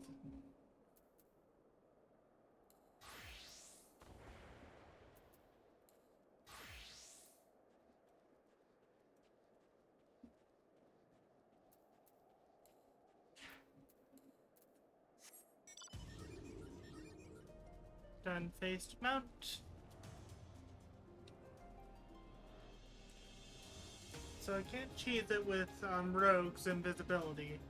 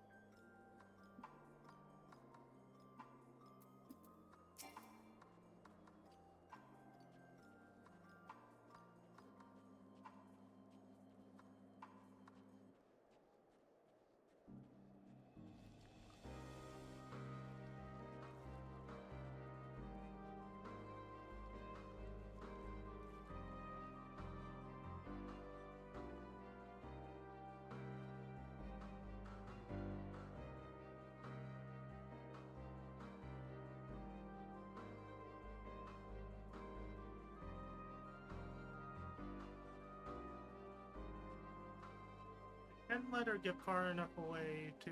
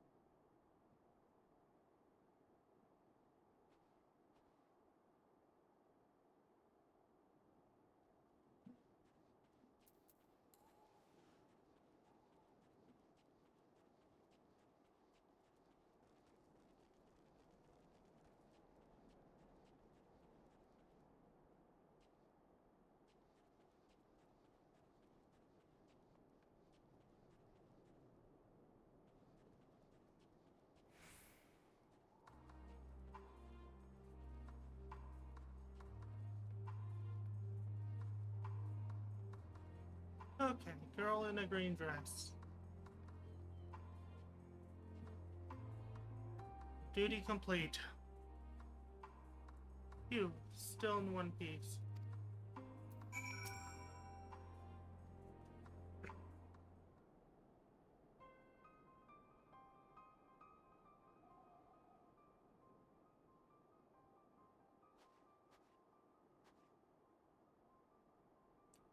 Who are you? Stay back. This house is packed with explosives. Take another step and I'll blow this place sky high. Please, we just want to talk.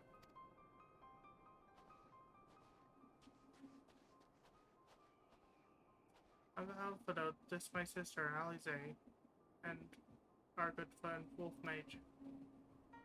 We have no intention of hurting or taking anything from you or anyone else. I give you my word.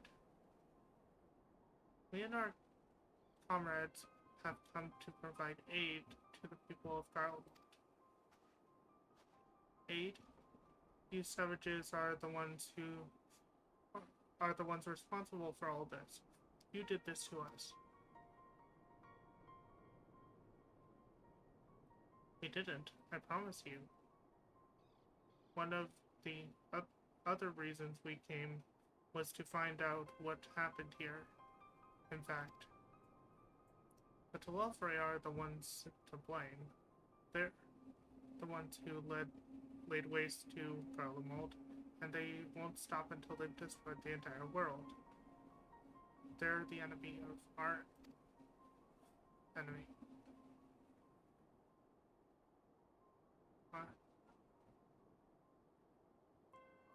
On our way, we encountered Imperial soldiers who had been made their thralls. Those poor souls are now in our care, and we are striving to cure them of their affliction. You're the first person we've met who wasn't enslaved. How were you able to escape the Telefri's influence? Are there any others like you? I'm sorry, I don't mean to overwhelm you. Let's start with introductions. Can you tell me your name?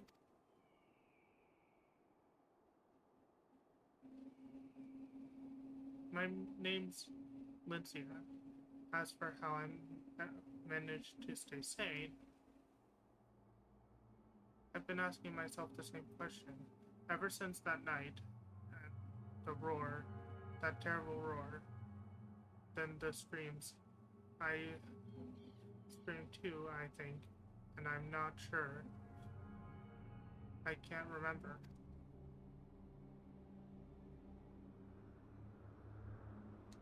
Then came this silence. Everything was still. It was like waking up from a nightmare. I thought that maybe the fighting had stopped, so I stepped outside.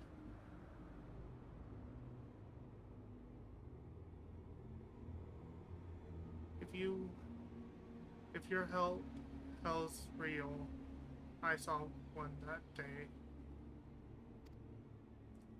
I ran past friends, people I don't know my life, eyes vacant, dead, staring at the sky.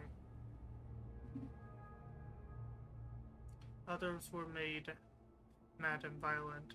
I saw them struggle with soldiers, but didn't stay to watch.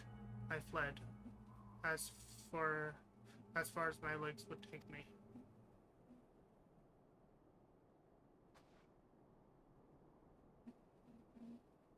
Do you have family here?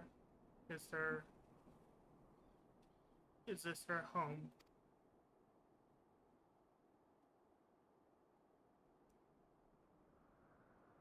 No, this is Victor's Spoils, a mansion for retired soldiers, or it was. But now me and a few others are borrowing it. As for the explosives, I was making that up. I just wanted to keep everyone else safe. And I didn't know if you were. The truth is, our supplies are running low. You said you're here to help, can you? Of course. Whatever assistance we can provide, we will. Thank you. I'd better tell the others first, though. Wait here.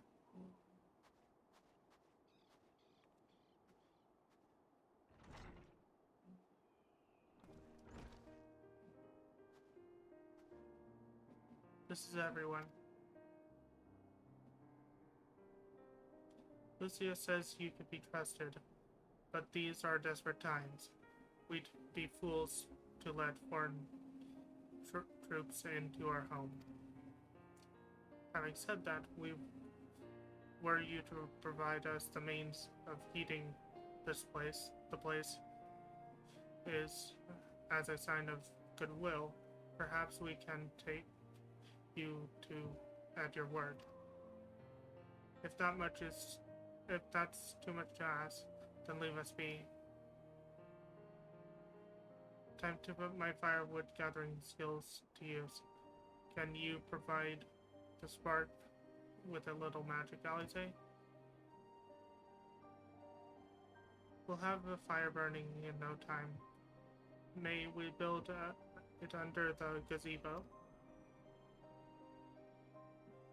The what? Oh, you mean the brewer? Yes. Do as you will.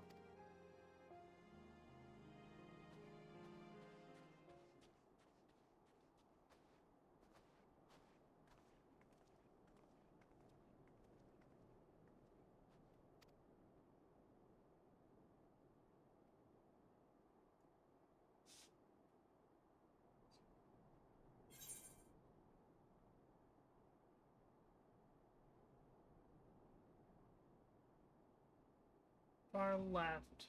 Far left.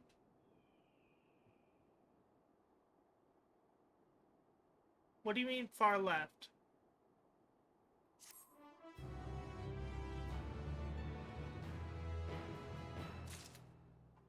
Oh, you mean of the pictures you can choose up from for me to change to?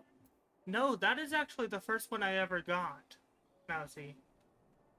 That is the original Proto-Gym Wolf.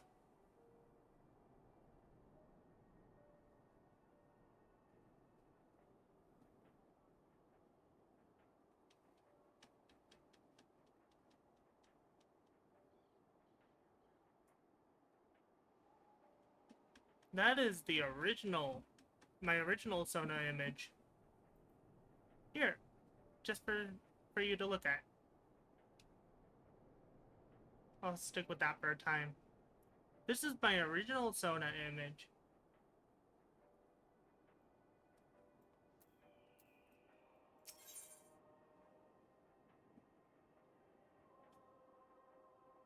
How the mighty are fallen.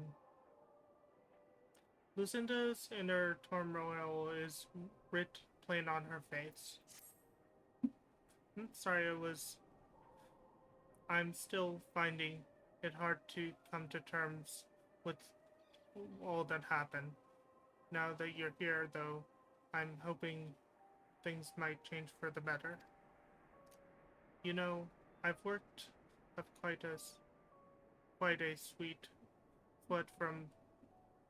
I've worked up quite a sweat from all the running about, so I'll leave space around the fire for the others. As you can tell, they're in a far worse state than me. We were planning to look for somewhere warmer or with more food, and they're not going anywhere until we nurse them back to health, which I don't know how to do. Is there anything you can do to help them?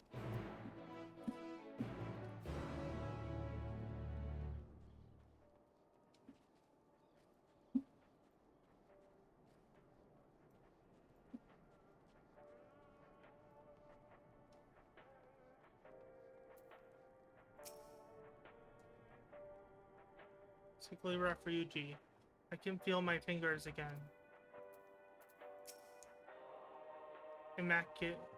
Emaciated refugee. All's well, with food in my belly and song in my heart.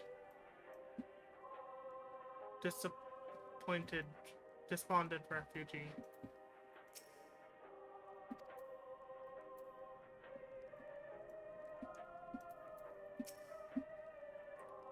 What they need most is a decent meal.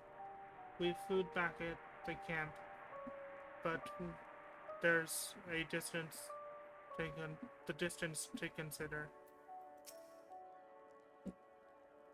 I can treat their frostbite and their wounds, but it will take time for the fire to do its work. Now would be a good occasion to make use of a Manoline's tincture, the one that can warm the body from the inside out. Would you make sure everyone's got one?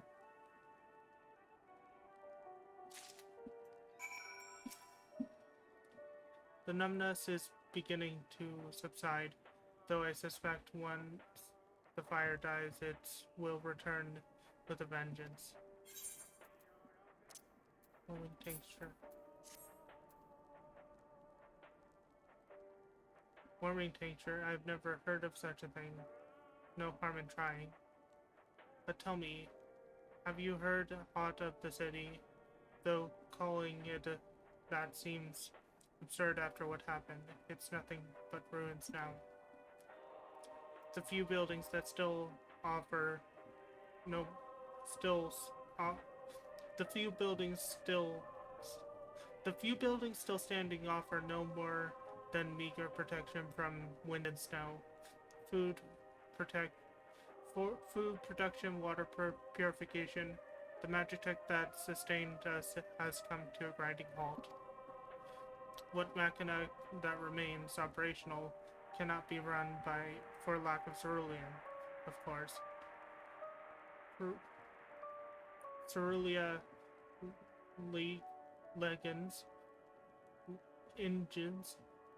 engine is full of the stuff, but for all the good it does us, no one here knows the first thing about extraction or refinement. All is well, yes, never better.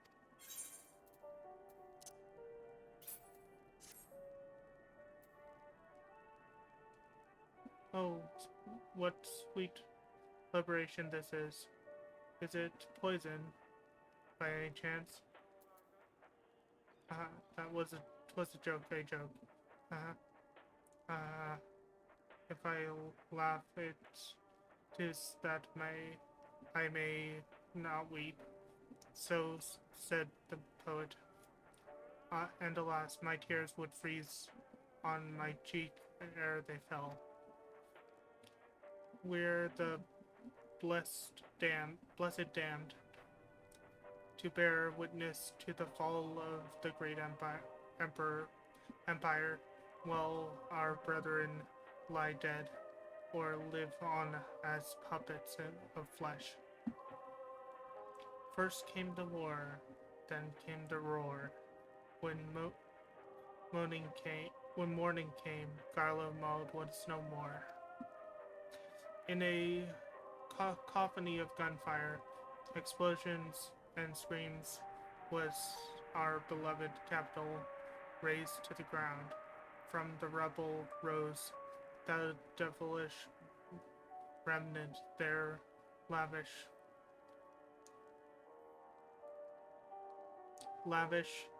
finery cracked in ash as they shuffled mindlessly towards the palace. Echoes, each bearing a fragment of stone or metal, an offering perhaps to the architect of our destruction. A hopeful few tried to reason with the deranged, only to be beaten for their kindness. But I know better than to plead with the Horde. I fled with my health, if not my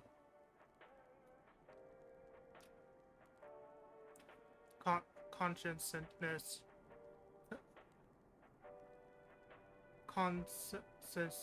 I can't read that word. Preserved. Now I wait with my fellow cowards for the final judgment. What do you want?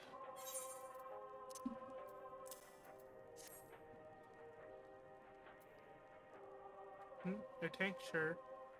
May as well drink it, I suppose.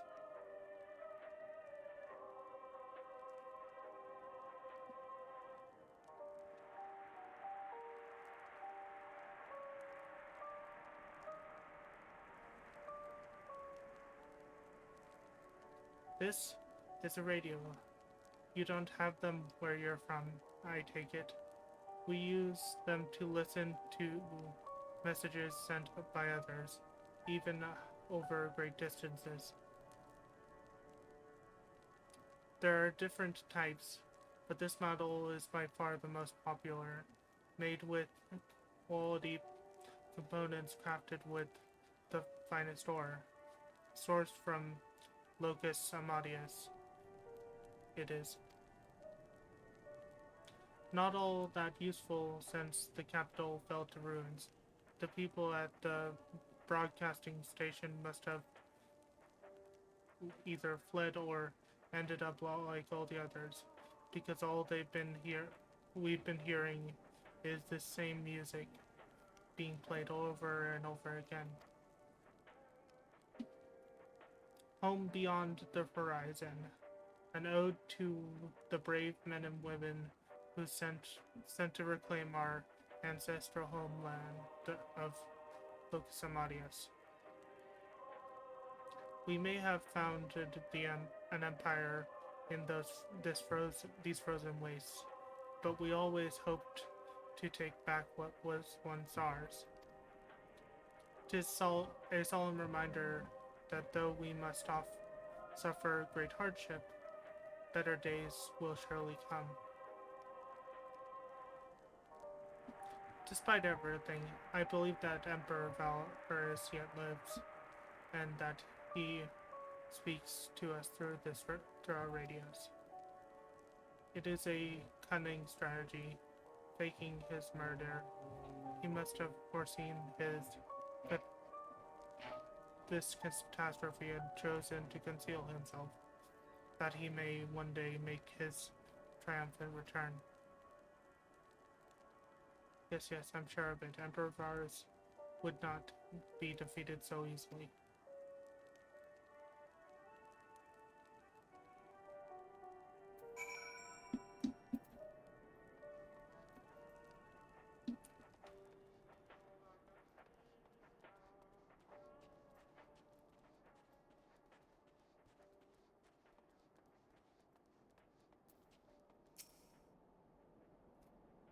What's that?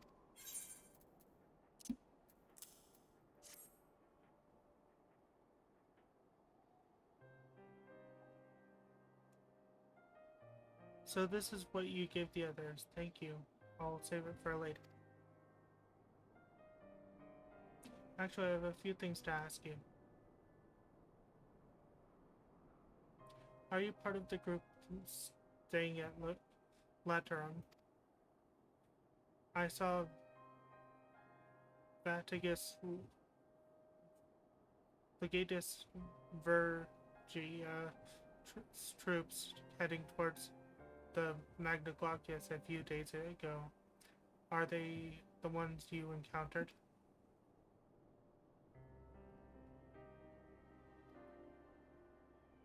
Camp Broken Glass, you call it. Virgilia and her men are all there now? So how did you reach the Magna Glaucias? Did you cross the mountain on foot?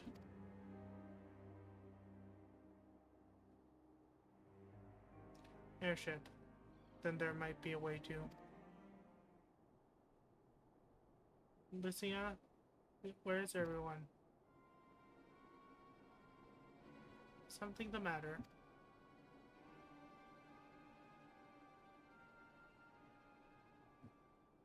A voice from inside you say, you must be imagining things. Everyone's out here. Perhaps a baby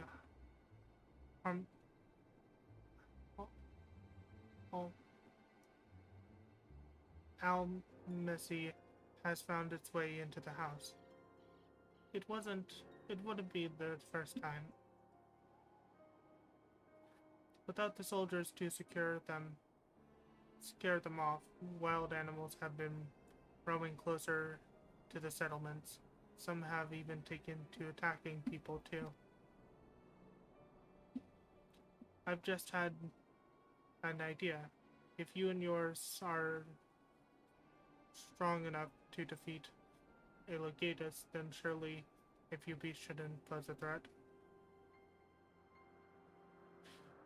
If you have a mind to continue helping us, perhaps you could head to the other side of the lake. There's a small group of tappers living there, people whose job was to extract ceruleum. They still do, from what I can tell. I've already tried asking if they would share their fuel with us, but they're not willing to give it away. What they want food in exchange, lots of food, and that's something we don't have and can't get our hands on our own. On top of that, to even reach their den, we have to make our way past all those creatures. Would you be willing to go in our place?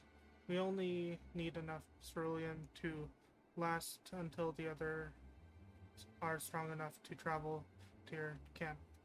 If the offer still stands, that is. Oh, and I don't expect you to give up your own supplies, but there might be another way to pay the tappers.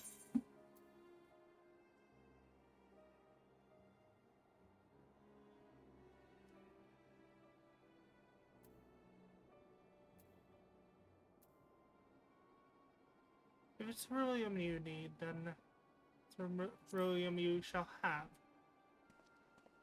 I'm not gonna pry into their business. Oh, time to bonk a bot. Oh.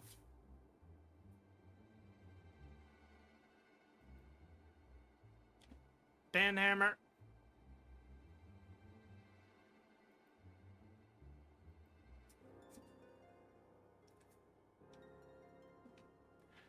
Thank you so much.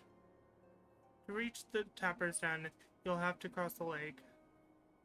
The ice is thick enough to support a person's weight, but if you'd rather not take the risk, you'll need to take the long way around. Find the entrance can be a bit tricky, so it's easier to just look for someone standing guard outside. However you decide to head there, please be careful. Yes, bonk the bot. With Banhammer.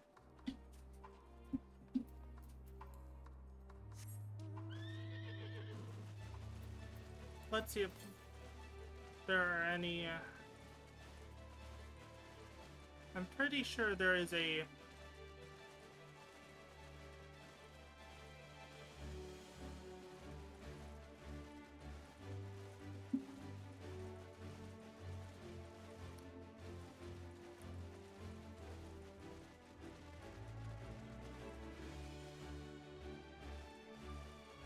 Yeah, I'm pretty sure there is a aether current on top of here. So we're gonna follow the adventure line.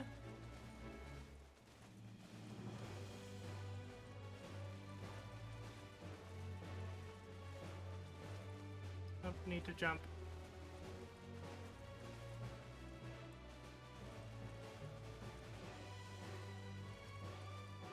Yep, there it is, aether current.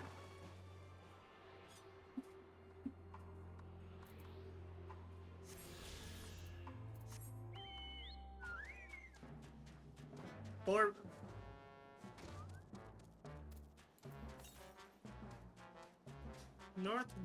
southwest.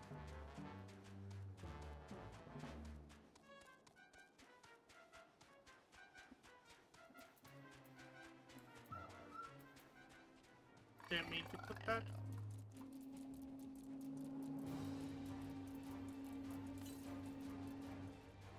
Southwest.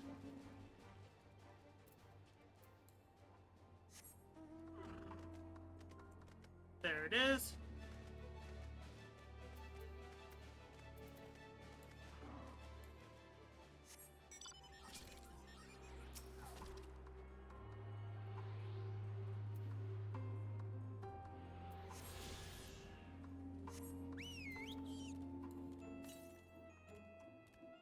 North.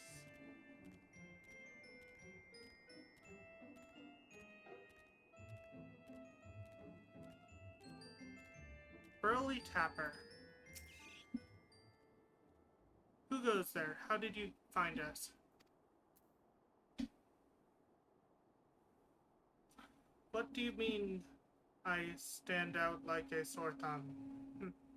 If the poor bloods, if the pure bloods over at Victor Spoils haven't given away our location, you'd never have found us. Those stuck-up arseholes thought they could come waltzing in here, demanding ceruleum with nothing to offer in return. Huh. Looks like the boot's on the other foot now the capital's gone to shite. So they've resorted to sending you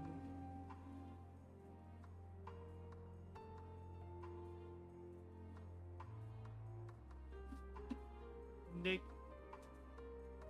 Nuggets? I can't read that. I know your name, Sellsword. I know your game, Sellsword. If they think we'll give in to intimidation, they've got another thing coming.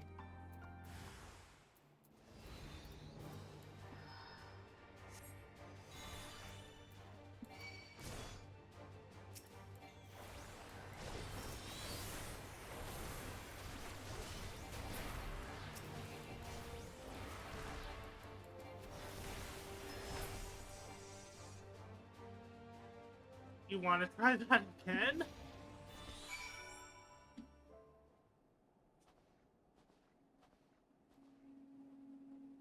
There you are. Just after you left, Lucien asked me to go and catch up with you, in case you needed a hand. Someone must have let slip that I've a little experience in transporting barrels of ceruleum.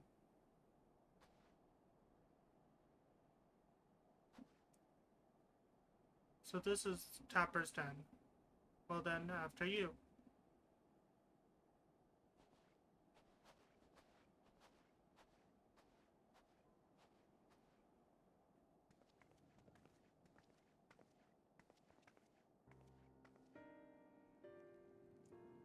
Who are you? What happened to the guards?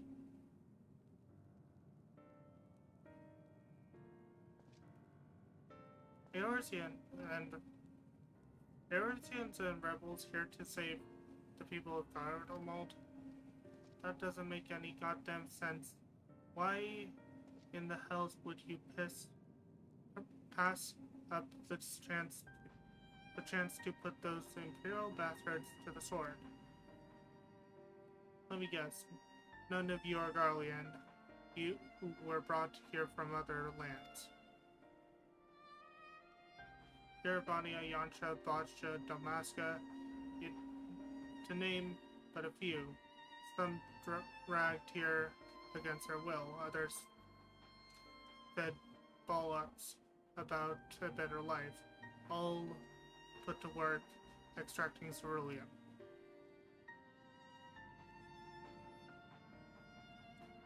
All given the esteemed title of on, placing us firmly on the bottom rung of the laborers. But the old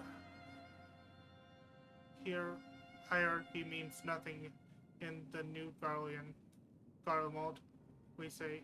About the only thing that's escaped more or less unscathed is Corellia Igas, still sustaining us even without our paymasters out of the picture. We hear you're experts at drawing up ceruleum from the bottom of the lake, but how can you do that if it's frozen over? Wouldn't you like to know? Trade secret, I'm afraid. At any rate, it's not as if ceruleum is used for much these days. What with the city in ruins, we take enough to power our heaters and save the surplus for later. And though it helps stave off the cold, it does sod all for our hunger unless we can trade it away. Speaking of which, be sure to tell your contingent we've got ceruleum by the barrelful if they're interested. We'll exchange it for whatever provisions they're willing to spare.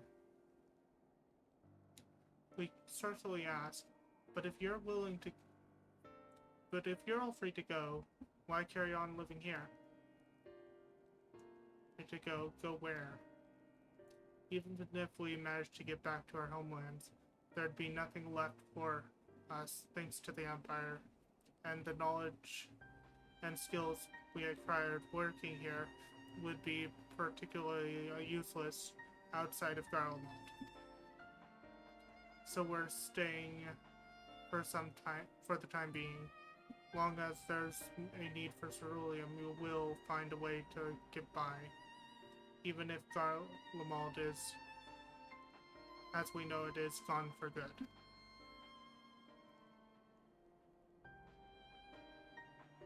Gone for good?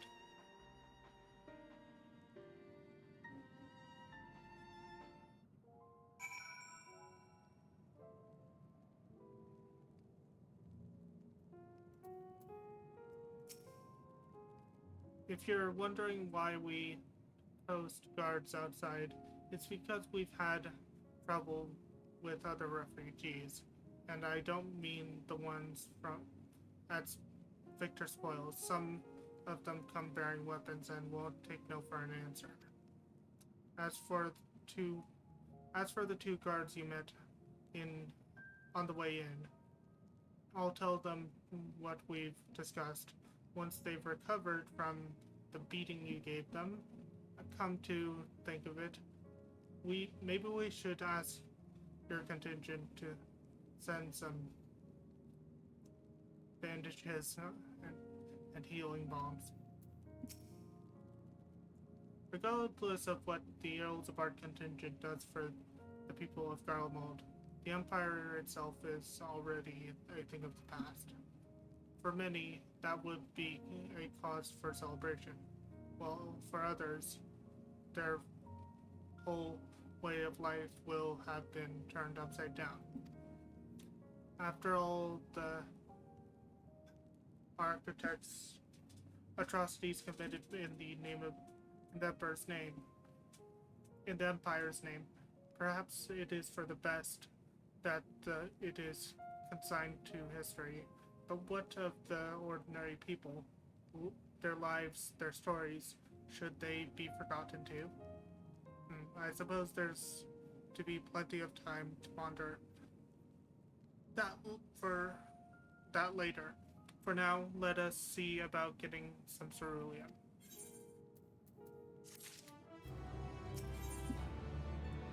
At the end of the trail, Jarek is amenable to making a deal. So you've come seeking cerulean, have you? What? Those purebloods up at Victor's Spoils sent you? To turn their to their enemies for help. They must be more desperate than I thought. Then again, Lucinda got her little sister to think about. His sister, but we only saw Lucinda and 3 men. Possible she died from whatever was ailing her. If she needed treatment, I doubt there'd be any way to get around her here. I may have refused Lucinda at first, thinking she'd come back with something to exchange, but I can spare them a bottle's worth of ceruleum. Consider it a reward for introducing me to the rest of the contingent. Be sure to send them our way, you hear?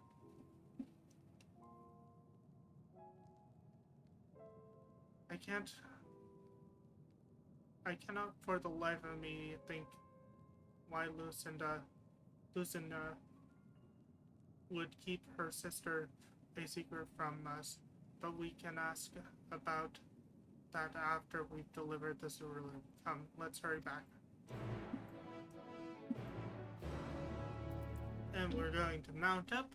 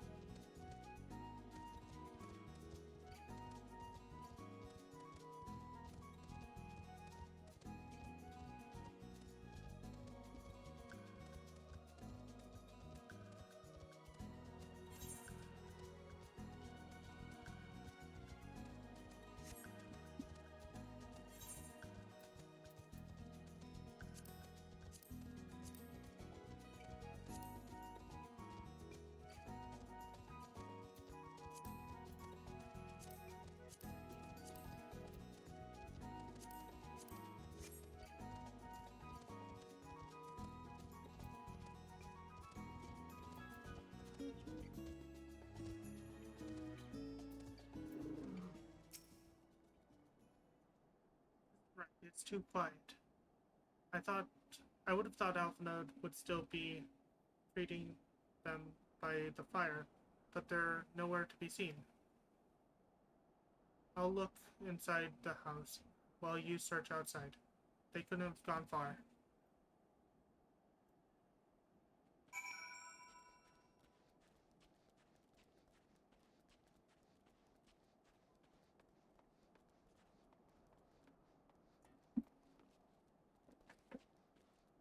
Someone's at my door. One moment.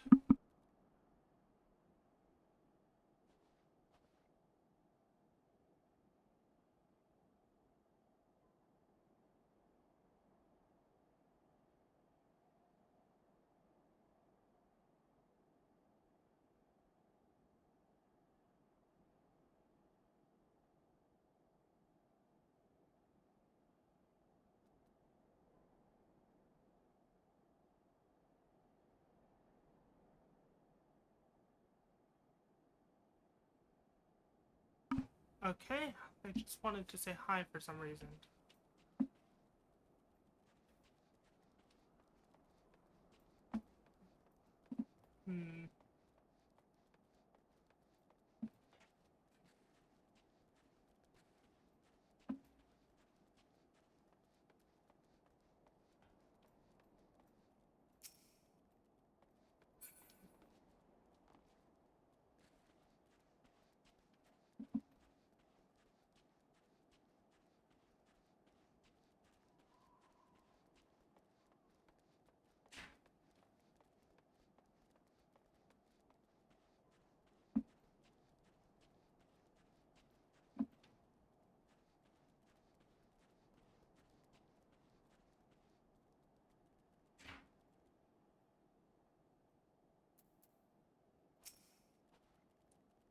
damn it all.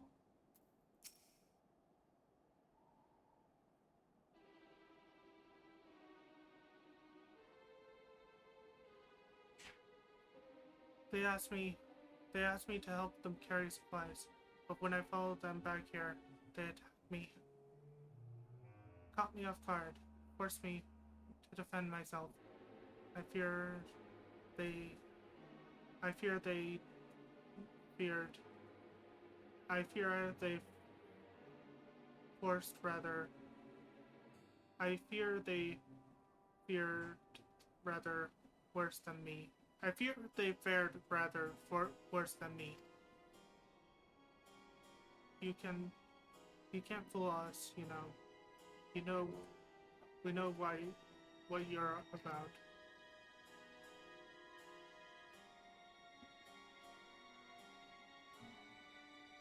Vultures, that's what you are.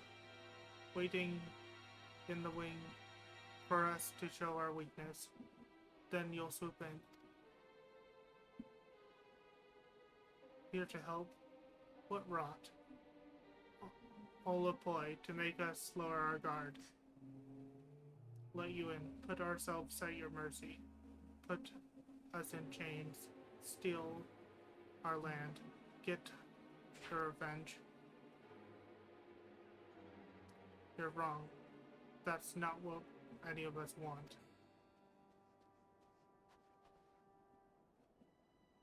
Save the argument for later. We've got bigger problems. I found empty medicine bottles and a bed that was still warm. It's true. Lucinda was hiding her sick sister inside the house.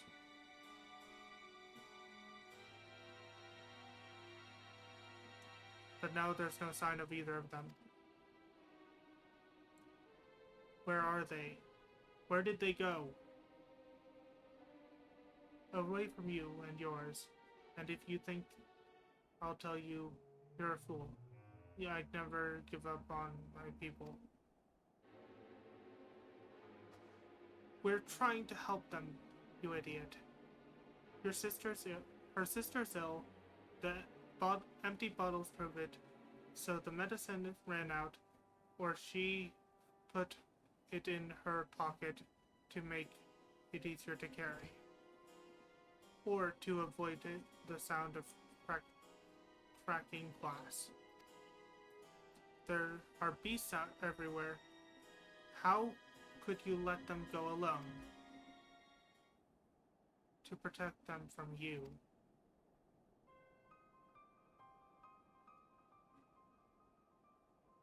You invaded our homeland. Taint it with the same sorcery used to slay our countrymen. A Garlean should sooner die than suffer the insult. Better for them to flee, keep their purity intact, than be corrupted by your vile magics. We were waiting for a chance to free them. Since the moment you arrived.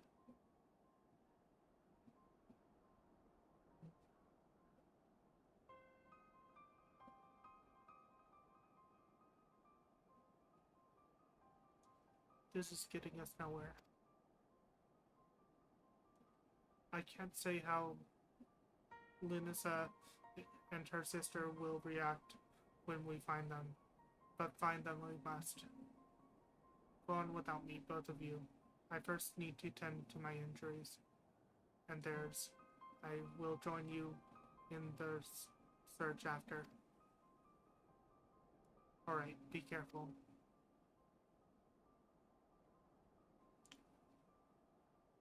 We'll do our best to find them quickly.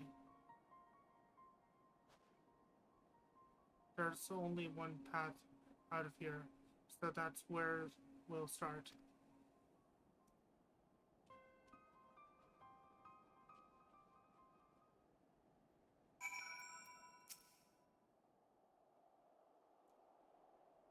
Robbers of our land.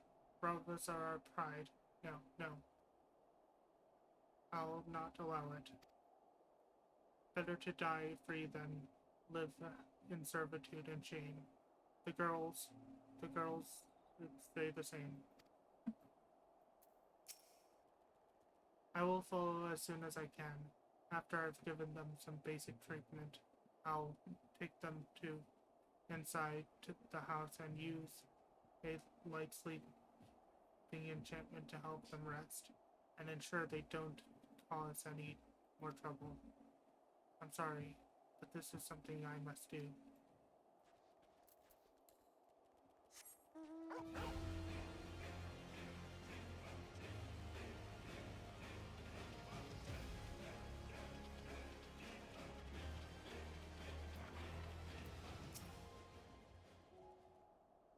Two sets of fresh footprints, young women, judging by the size.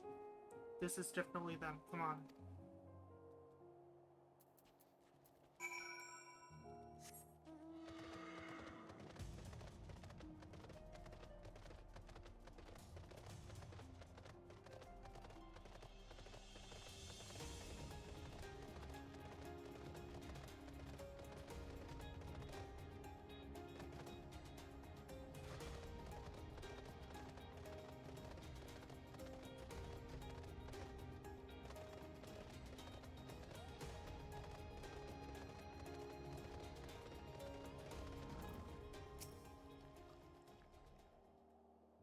The trail stops at the frozen lake. Perhaps they chose this route so as not to leave footprints. I can't think of any other reason. Ooh. Look at this place. It's crawling with beasts, and I can only imagine how hard it must be for her ailing sister to cross the ice. We could really do without Finot's help, but we can't afford to wait for him. Let's split up and look for clues.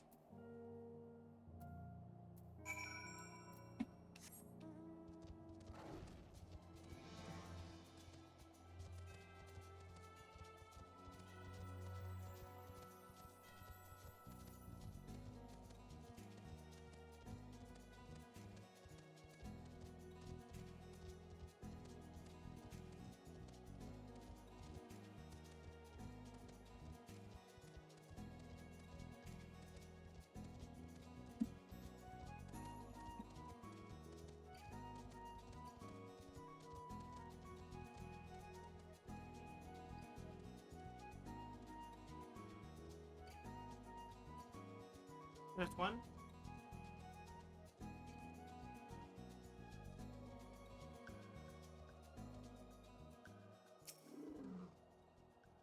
An empty bottle smells faintly of alcohol. The thin coating of dirt indicates it has been here for some time. It's unlikely as any.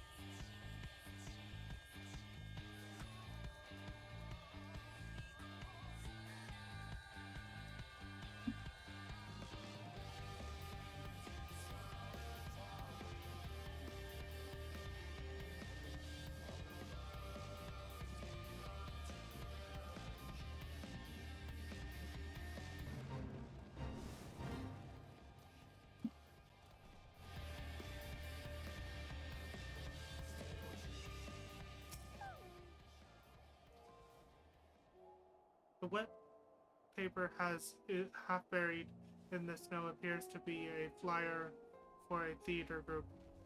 Though the run of snow advertisement has since ended.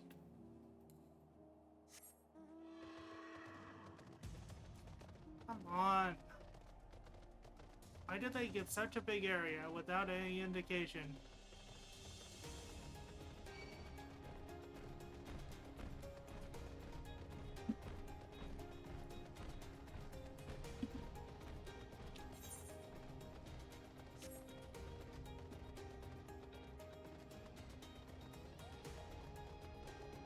Oh, there's something.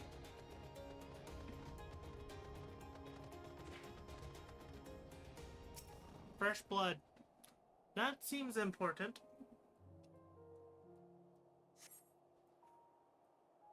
The blood staining the snow appears to be fresh. Judging by the amount, the victim may have been severely wounded. The trail leads southwest. Southeastwards.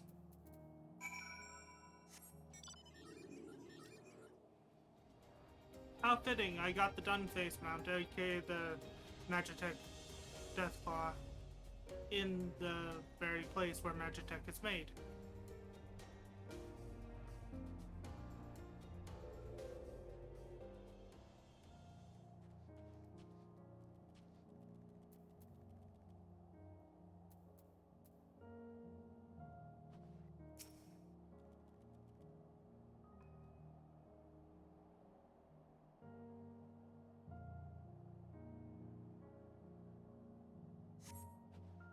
The two bodies are already cold.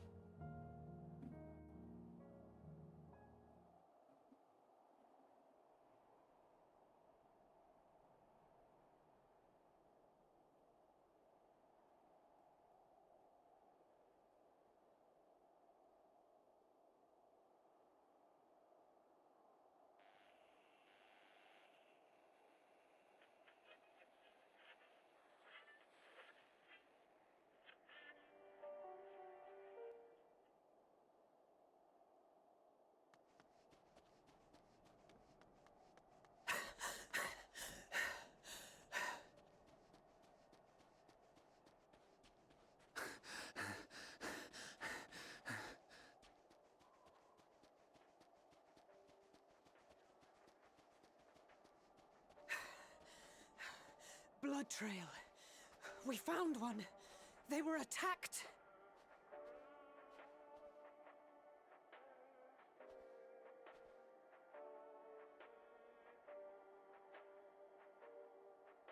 No.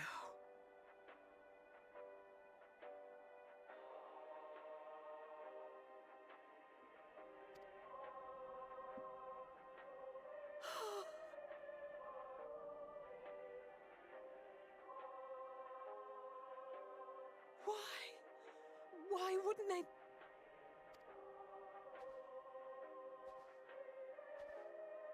Safer to brave the wilds than trust in our magic.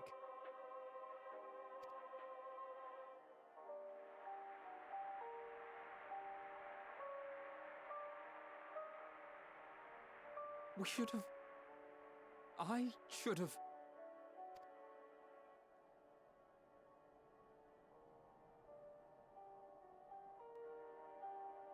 We can't leave them like this. We have to take them home.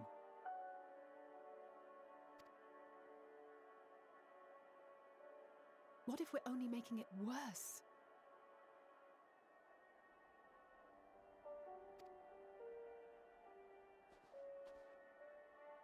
Maybe we don't belong here, but neither did they. Not out here in the wind and the cold.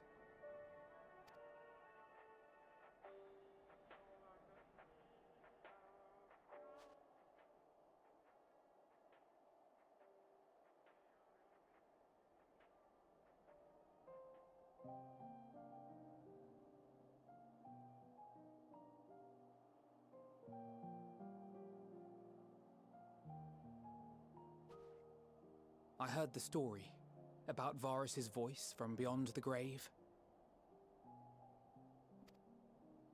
Of course, I didn't believe it, but Licinia and her sister did. Perhaps there is something to the tale after all.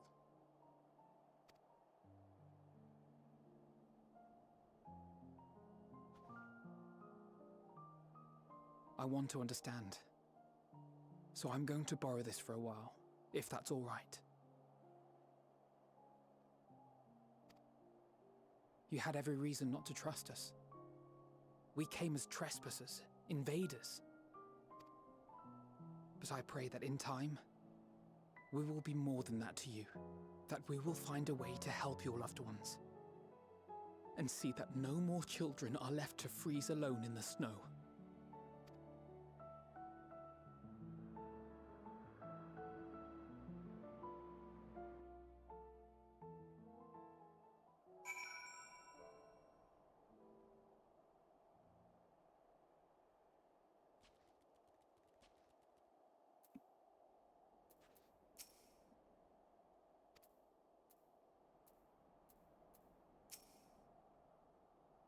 must have been something we could have done, but what?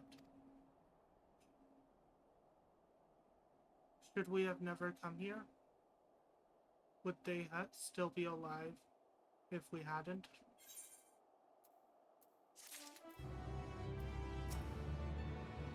If only we had a chance to talk things over. But it's too late now. Too late by far.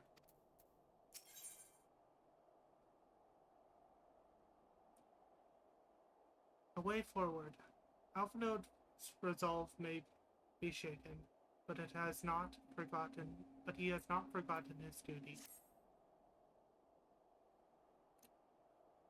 We've already caused enough harm here.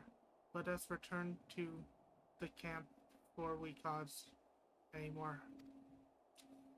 As for those inside the house, we should send someone to take care of them. Someone who isn't us.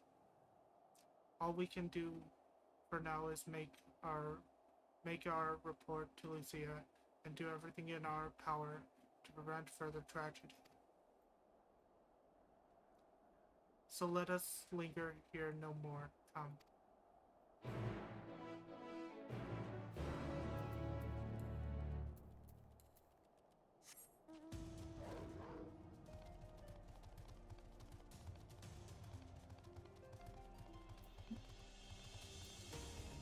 Do, do, do. Do, do, do, do, do.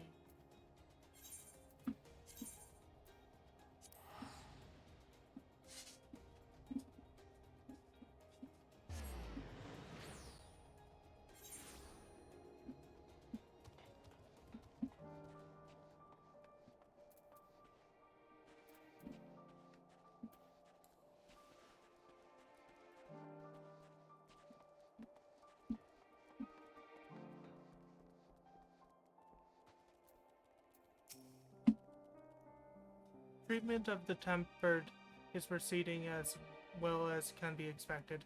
If there is anything to report, you will be sure to know.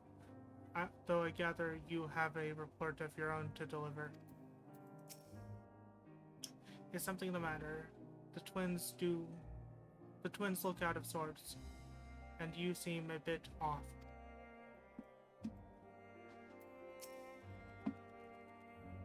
Would you mind giving Lucia the full report? We mustn't forget to send some of our allies to Tapper's Den. We still owe them for the bottle of cerulean.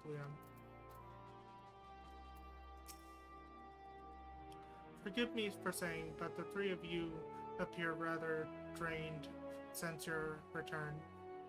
Is there aught I might do to be of assistance?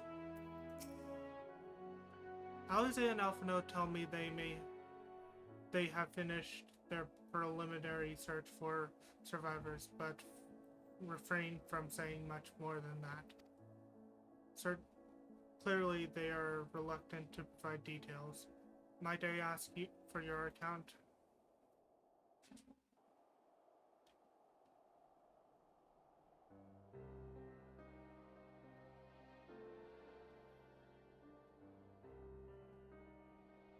Thank you for your report. We shall inform the troops of these developments and instruct them to proceed with the utmost caution should they encounter any survivors.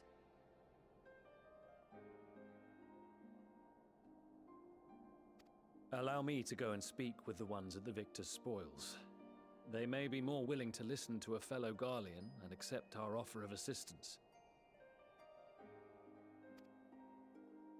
I pray you are right. And though I am loath to burden you any further, should there be an appropriate occasion to speak of Licinia and her sister, please do so.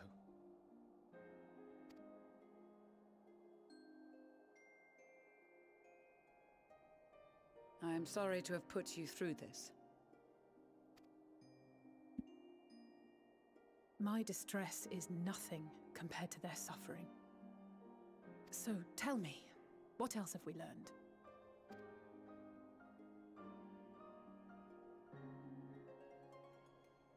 As you may have already heard, we have succeeded in curing the members of the Populares, Maxima identified. They have provided us with some intriguing insights into the current state of Garlemald.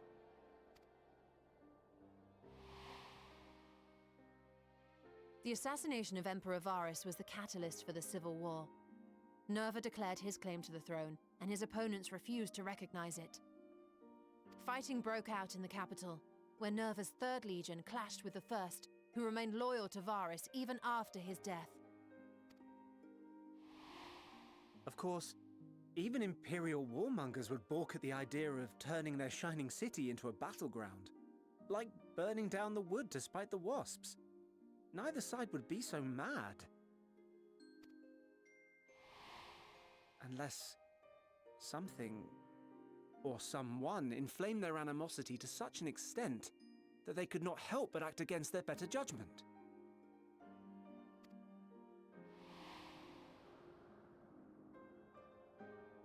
It brings to mind events at the Gimlet Dark, does it not? The Emperor's sudden withdrawal from the front lines, specifically. Nerva and his father, Titus, Varus's then political rival, took advantage of rumors that Crown Prince Xenos had been possessed by a demon. Elidibus, what better way to disparage your enemies than with the truth, or a close enough approximation? Indeed. But before their accusations could be substantiated, many of Titus's followers were silenced. While some were merely stripped of their status, others died under curious circumstances. One after another, suddenly and suspiciously. Again, Elidibus. Like as not, he had a hand in it. No evidence was found to implicate Varus, certainly. Nevertheless, Titus, Nerva, and the Third Legion would have judged it a brazen attempt by the Emperor to rid himself of his political enemies. And then, in the midst of this growing turmoil, Varus Sosgalvis is murdered. And Garlemald's own prodigal son, Gaius van Belsar, is named the murderer. Shortly thereafter, Nerva claims the right of succession, and in response, the First Legion claims the assassination was part of a coup d'etat orchestrated by Titus and Nerva.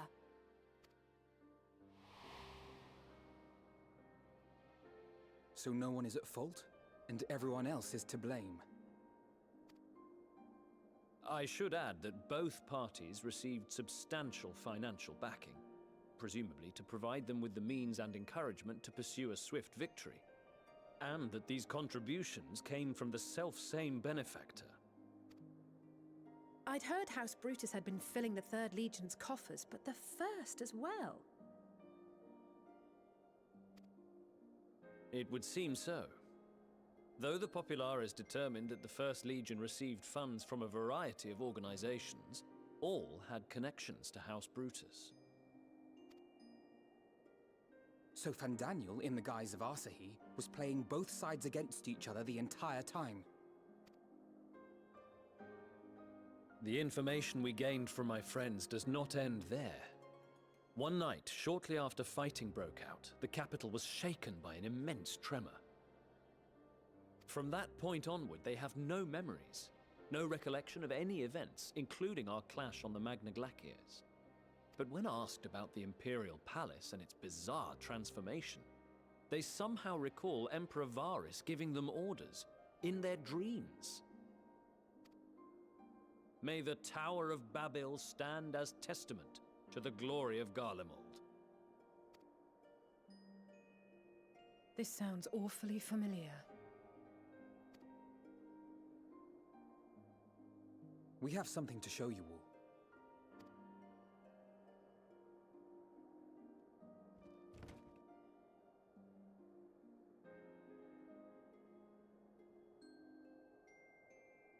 Varus spoke to them through this radio.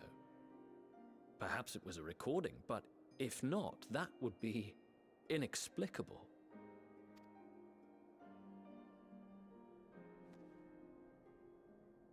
We are of one mind, then.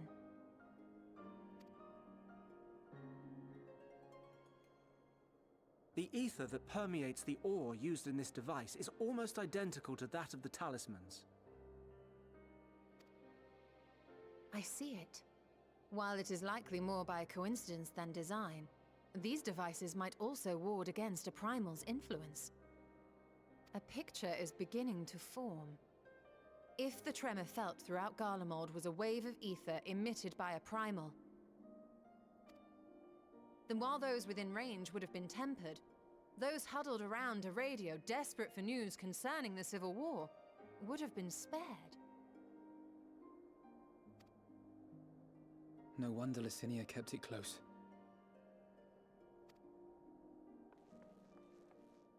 My friends, I must speak with you. A young man was caught trying to steal our supplies. He is a soldier of the Iron Men, we think, but one who has not been made thrall. Thankfully, Magni restrained him before blood was spilled. The stranger is outside, if you wish to ask him questions. I think we do.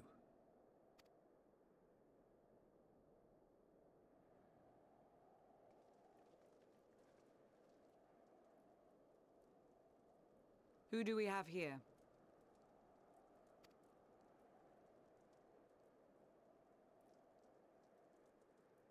Garleans?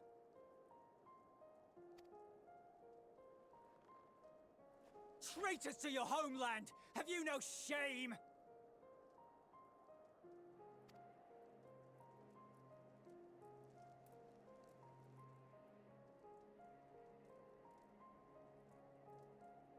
I am Lucia Junius, a Temple Knight of Ishgard.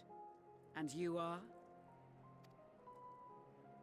Iulus Pier Norbanus. And that's all you invaders will get from me.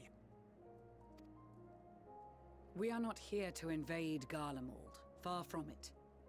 Like you, our allies in Eorzea and the Far East fight in defense of their lives and their loved ones even as we speak. But it is the people of Garlemald who have suffered most. This we know. And that is why we have come to offer you our aid, that we may unite against our common foe.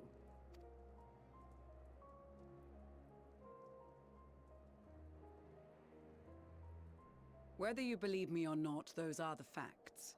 Now, answer me this. Why would a proud soldier of the Empire be reduced to stealing? The situation must be dire indeed for you to go to such lengths. If it is supplies you seek, we would gladly share ours, or turn a blind eye while you leave with your spoils. I will not negotiate. My commander will determine how to deal with you and yours. If you wish to treat with him, I will take you, but no more than 3. I don't much like the sound of that. But if we do accept his proposal, I suggest the 2 of us and...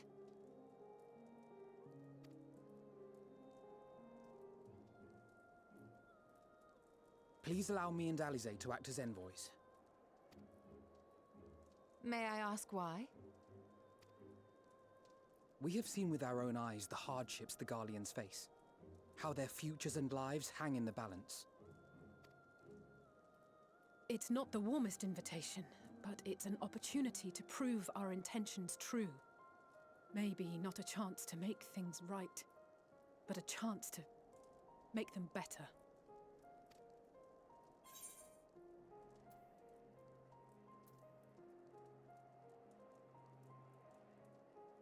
What would your mother say if I let you 2 go by yourselves?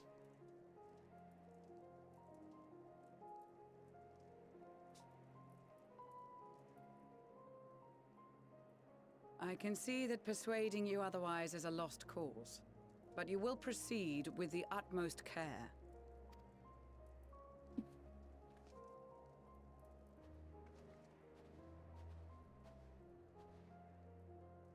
A couple of children and what? A sellsword? Is this an insult? Not in the least. You will find that they are more than qualified to speak on our behalf. There are many dangers on the road ahead. I will need that back.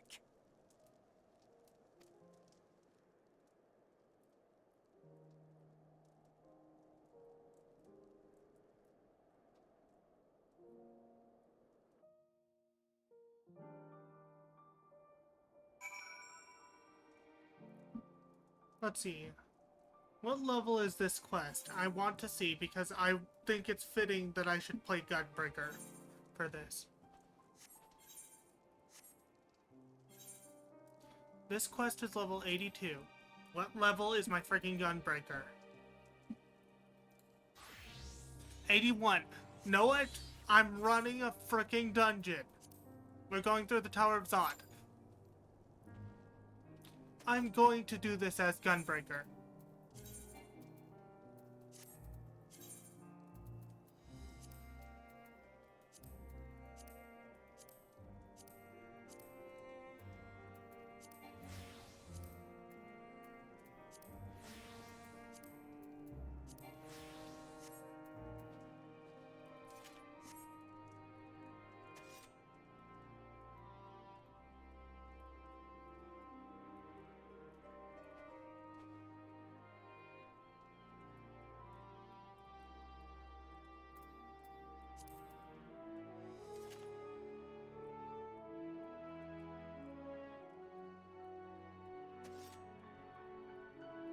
Oh, that's unfortunate, Mousy. But I'm going to step away and get some water. Make something to drink. Everyone get self-care check. Everyone get some water. Get up and stretch. Important.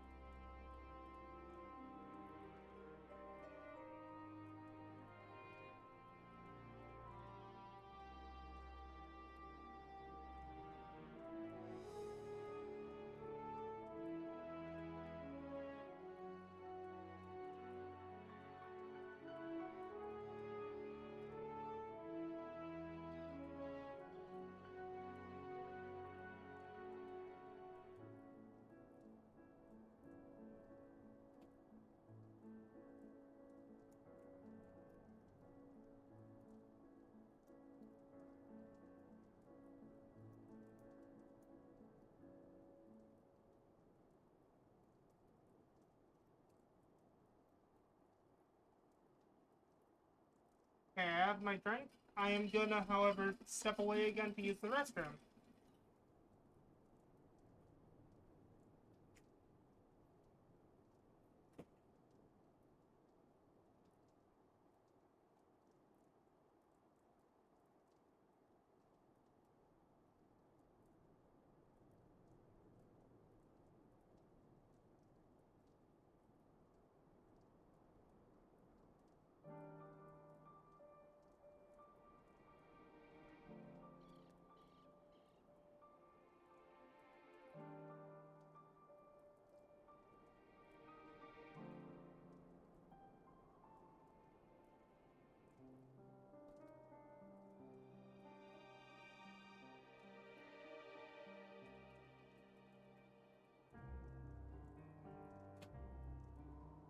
sorry for the loud bang whenever I come back. It's just my window's open and it causes my door to climb a bit.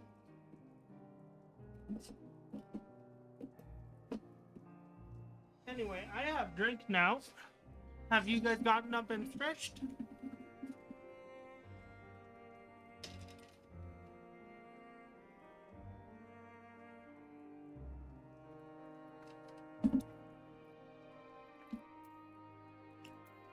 Let's talk to Ishtola. I worry... Oh.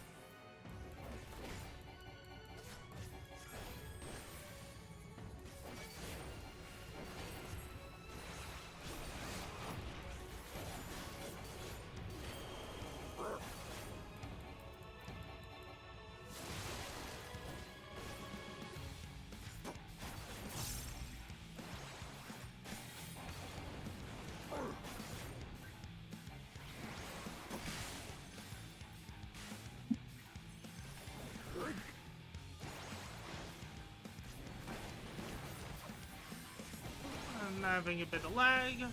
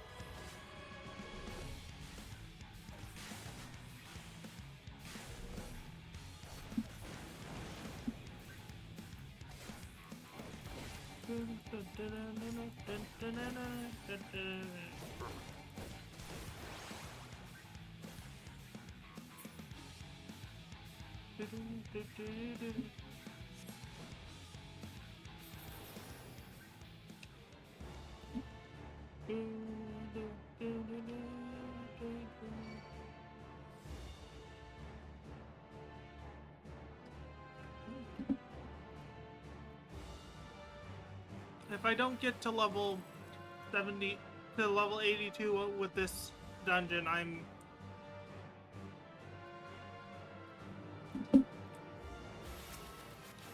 probably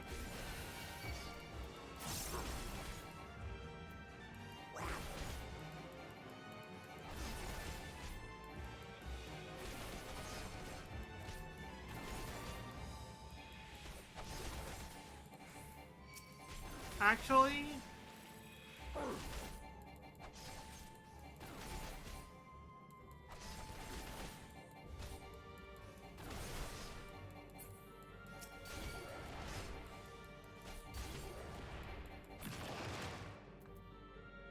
we're gonna drop out of the dungeon and we're just gonna do main quest. I'll work on getting dungeon stuff later.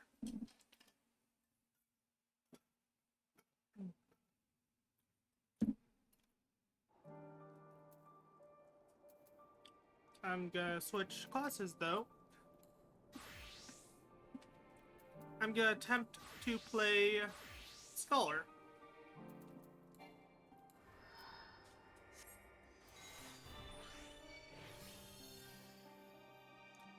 No, that wasn't part of the MSQ. That was just me trying to get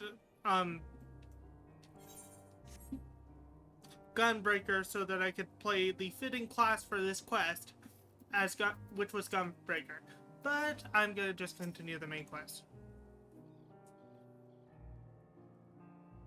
You will be received as an invited guest, so I urge you to observe proper social etiquette and conduct yourselves accordingly.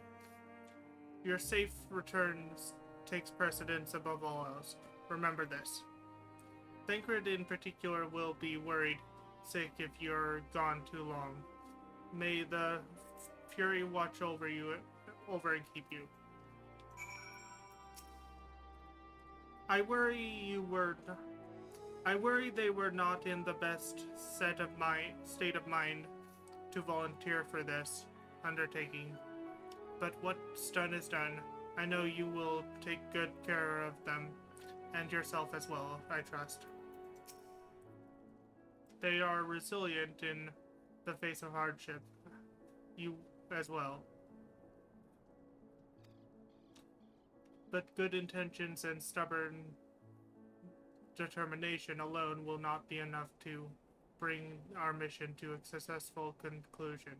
Be on your guard. Julius Pure Nebis. Norbius. It is unusual for one so young to achieve such high rank. Very unusual. His uniform identifies him as a member of the First Legion, which has a particularly fierce reputation. Whoever his superior may be, I advise you to approach them with caution. We capture the boy as he was about to make off with our food. He must be very hungry to take such risks. Maybe we should give him something to eat. Reward him for his boldness. I know, this won't bring back Lysina and her sister. Taking some risks, making some mistakes. It's possible, but better to try than to give up every time. Perhaps it is unwise to volunteer for a mission so soon after the previous disaster. Nevertheless, I shall not squander this opportunity. The lowly task of keeping watch over provisions would not normally befit the sun, but these being unusual circumstances, I will let no man take that which is not rightfully theirs. Which is not by right theirs.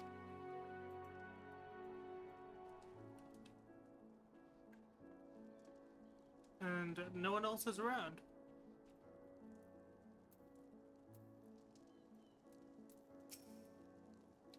I didn't want to talk to you, Magni.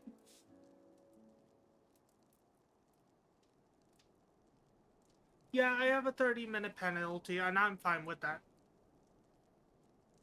You and the children are ready. I will explain the route once we are outside your camp. If anyone attempts to follow us, we will judge it an act of hostility. We will not hesitate to take appropriate measures. I would expect nothing less. You have our full cooperation.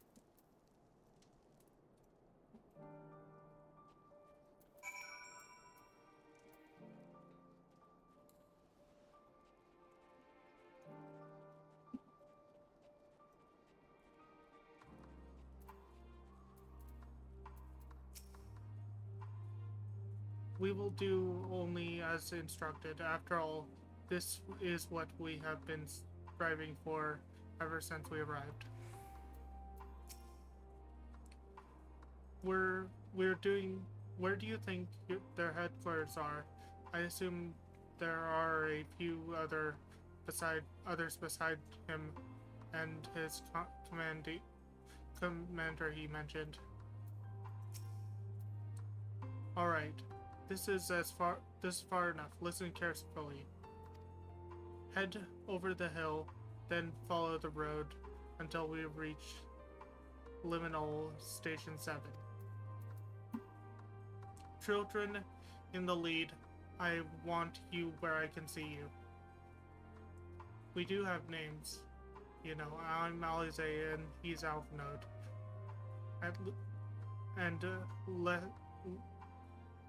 Last but not least, there's Wolfmage. Wolfmage, where have I heard that before? No matter, Alphanode and Alize will watch the road while we bring up the rear. I wasn't lying about there being many dangers. So you're to run, not saunter, not saunter, run towards the station. If you even think about going for your weapon, the deal's off. Should any creatures bar the way, we go around them. Once you choose to depart, Julius will accompany you. Alphnode and Alize will then begin moving towards the destination. Make your way to Liminal Station 5 without falling behind. If you leave Julius behind for any reason, or lose sight of Alphnode and Alize, you may try again by returning to the starting point. Make ready to dash for the station.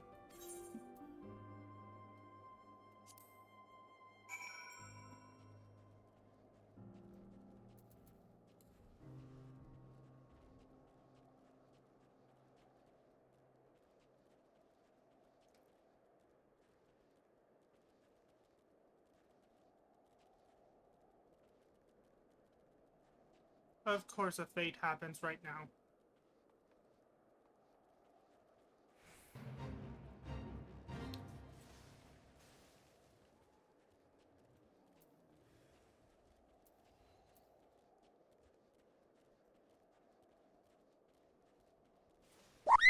Jeez! Chocobos!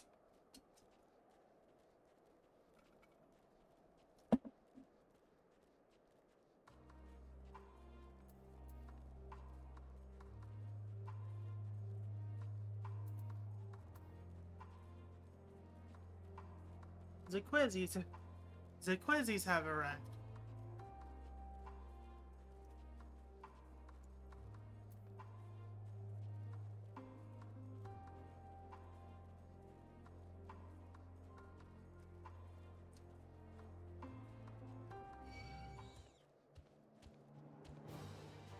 Nope. Fuck off. I'm not restarting this because you decided to attack me, you dumb Minotaur. Thank you. It's nothing like the ones in Thanalan. We're here, I think.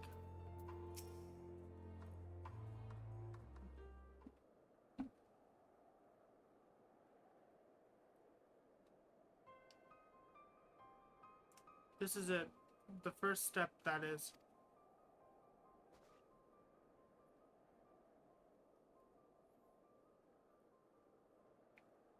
Good, it looks like your friends know better than to follow us. Are these your headquarters? No, we're stopping here so I can check for pursuers. Since it appears you've kept your side of the bargain, we can carry on.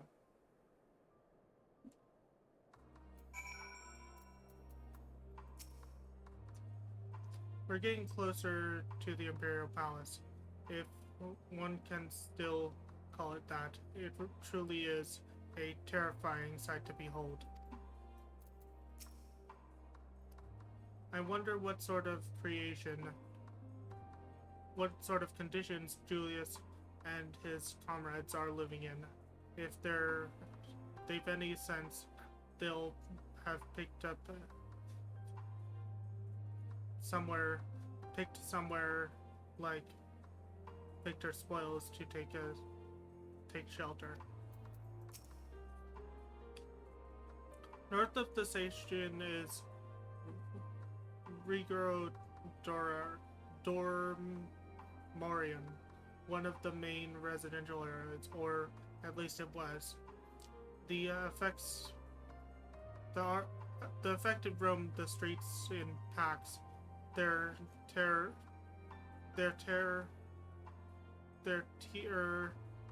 They'll tear us to shreds if given the chance. Keep close, no wandering off, understood?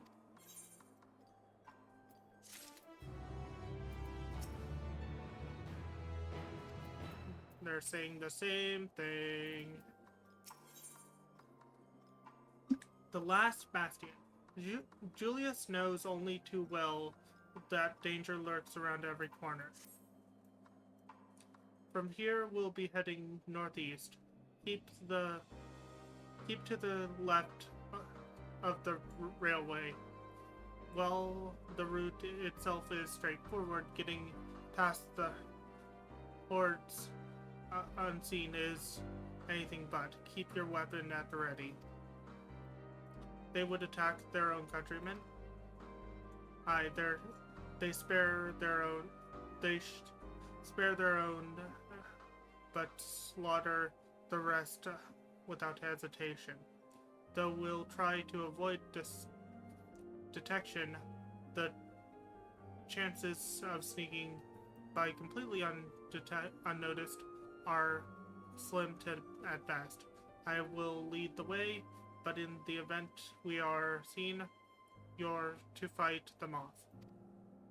Those two will follow us, provided they can refrain from drawing their weapons. While I doubt they would be foolish enough to stab their guide in the back, I will not take that chance. With that said, let us proceed.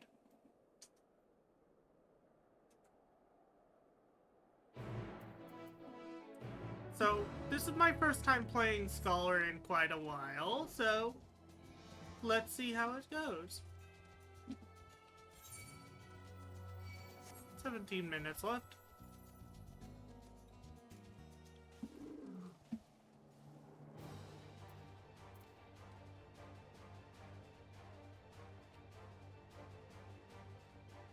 Get off my tail.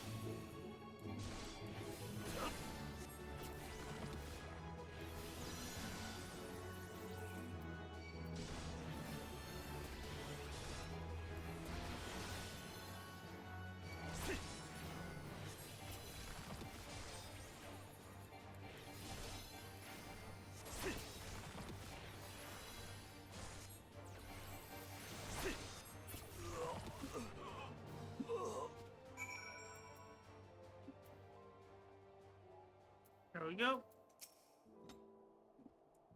We must stay alert. God damn it. We're perfectly capable of handling our own.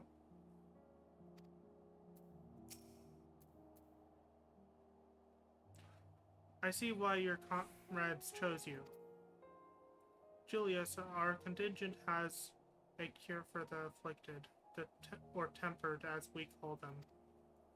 Your people would need to be taken into custody that we may administer the treatment, but they would eventually regain their sanity.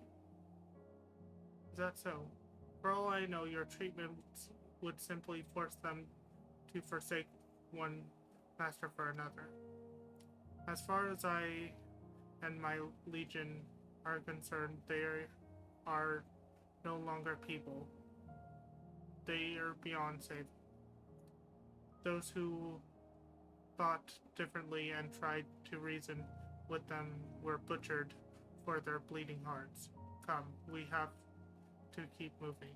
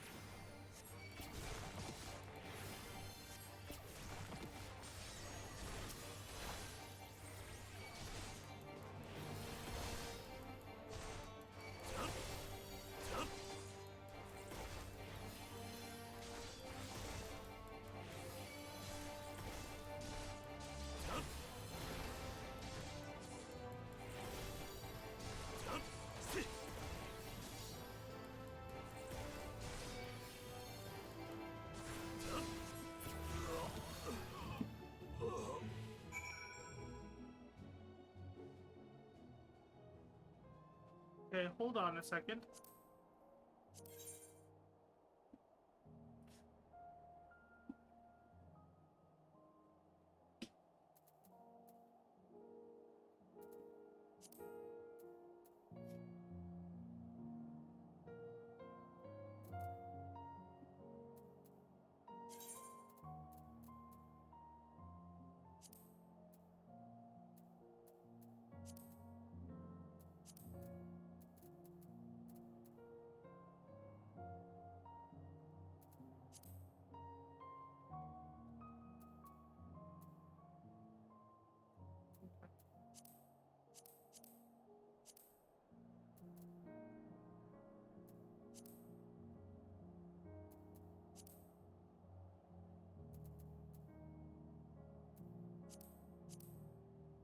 This is specifically for...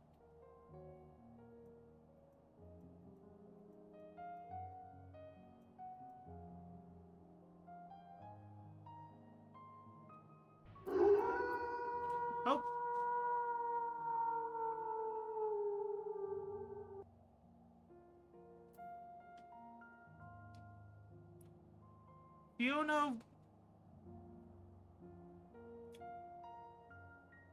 Fiona Wilson, thank you for the follow. Welcome to the Wolf Mages Guild. Hope you enjoy your stay.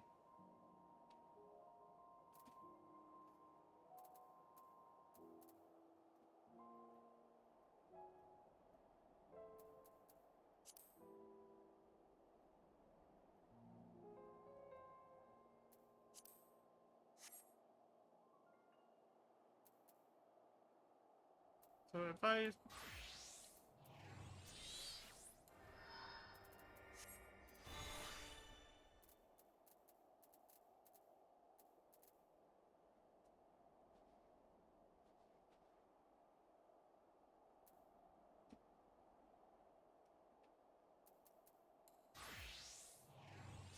Hello.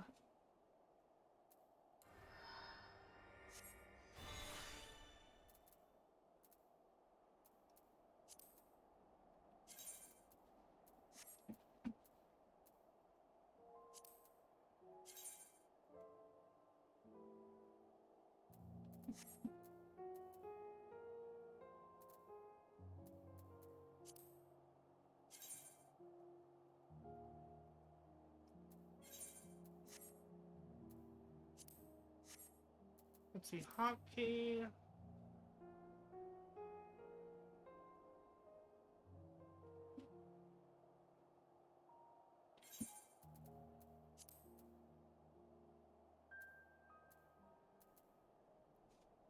Order pet to refrain from...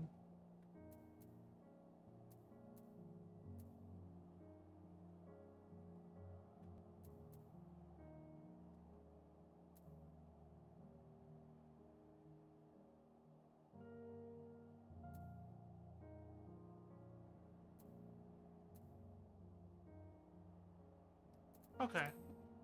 So the pet hotbar no longer has any use. Good.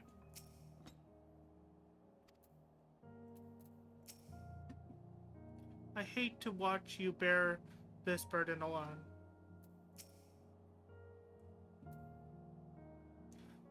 Looks like we're not being followed. We'll continue onward.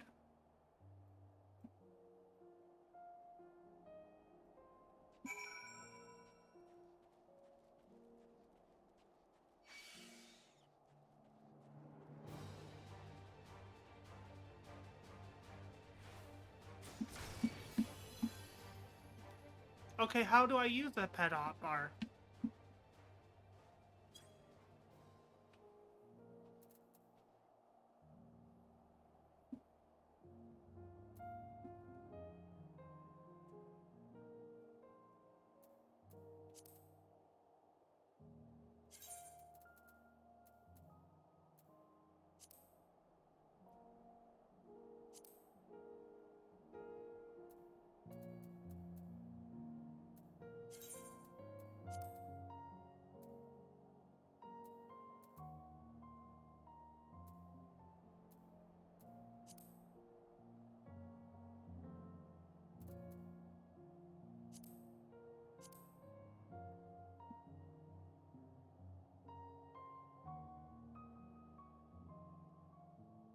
Ah!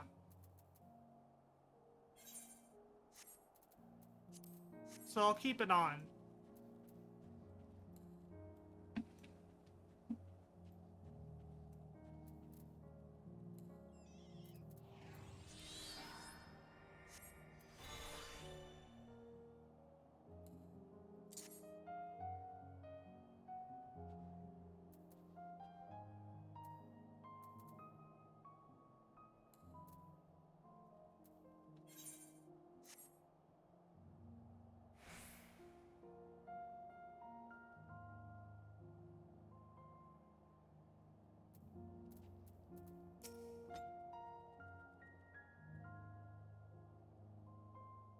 I meant what I said. These people deserve only death. I stayed my hand before only out of a desire to remain undiscovered. And that is still the higher priority. We should continue to avoid unnecessary confrontation. Keep following the railway.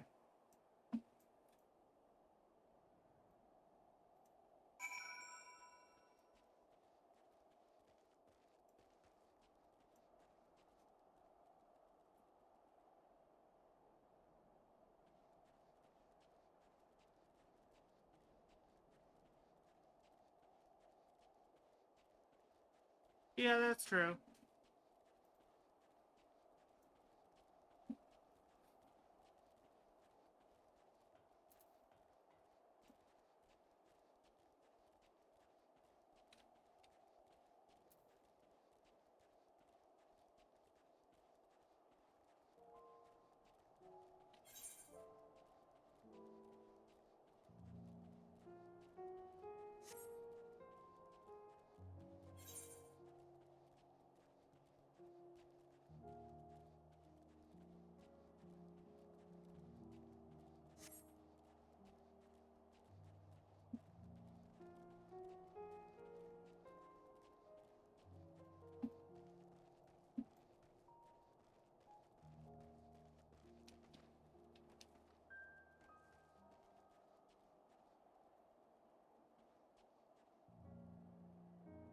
Whoa, those soldiers.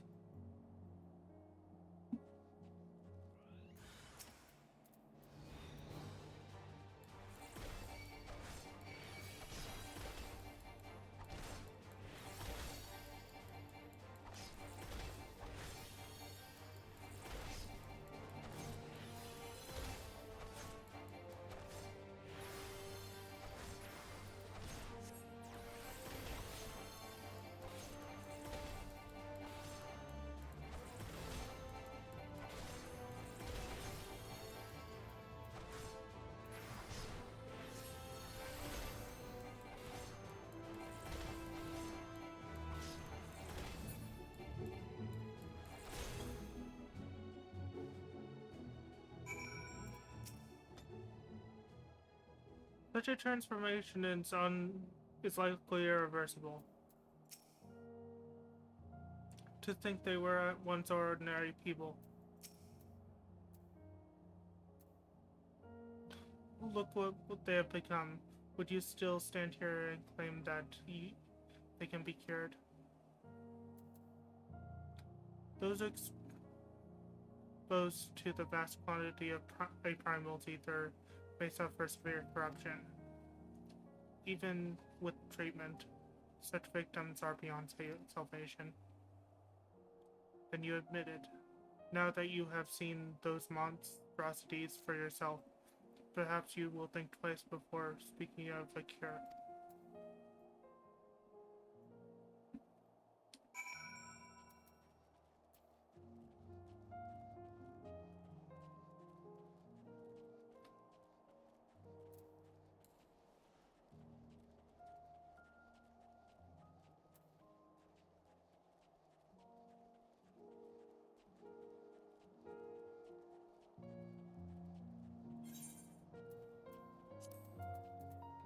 Change strategy.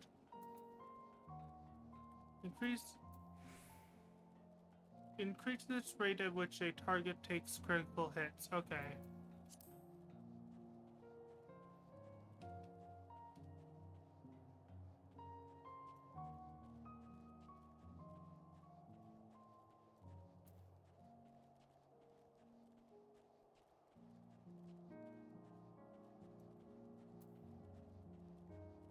Ceruleum's right.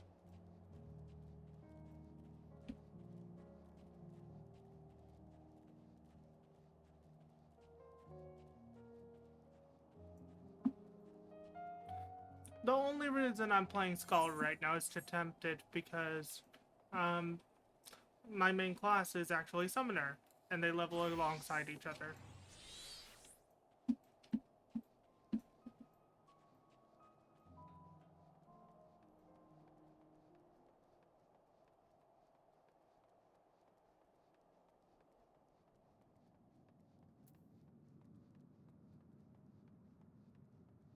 They're not in here yet.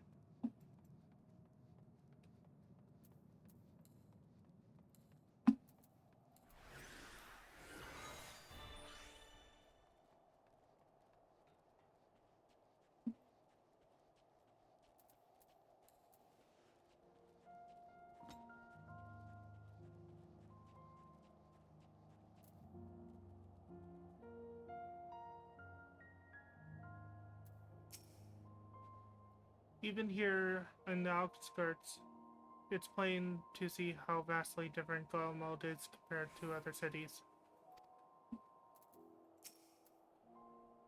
Though I wish there was another way, I thank you for keeping us from harm. We're almost there. You've kept your side of the agreement, so I will keep mine. This way.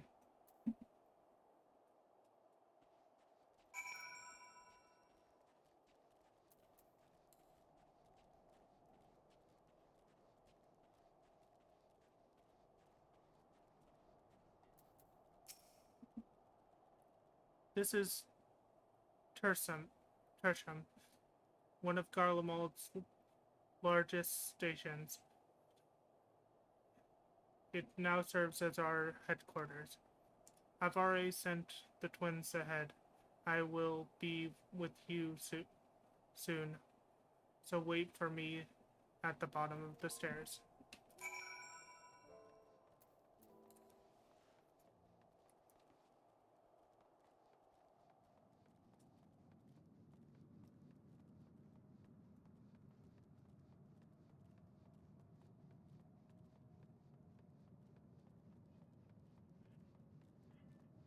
Oh.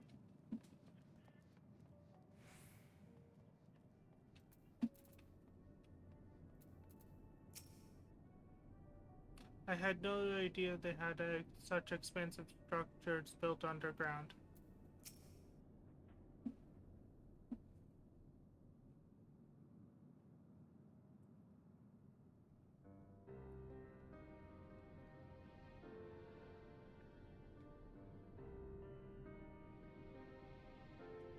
Tis plain to see why they chose this as their base of operations. They could have done a lot worse. Even so, I imagine it's not the easiest place to live. Indeed. And if Julius was willing to make the perilous journey to Camp Broken Glass in search of food, their own supplies must be all but exhausted. They may be shielded from the wind and snow, but it's still bitterly cold, much like Victor's spoils. It must be a constant struggle to keep their people warm.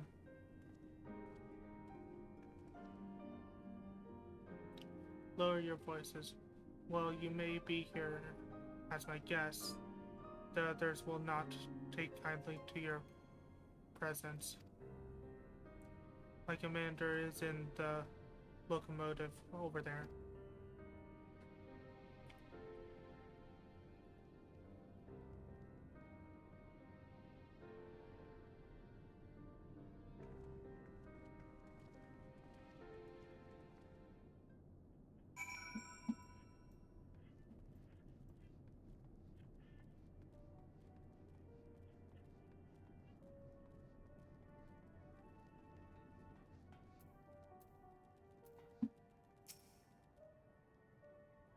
He certainly looks the part.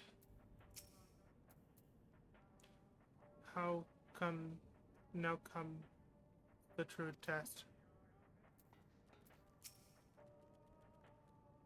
I will deal with you in a moment.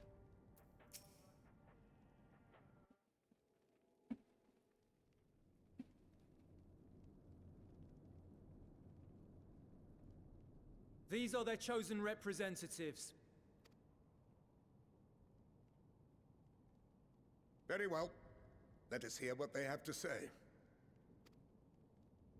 Yes, sir.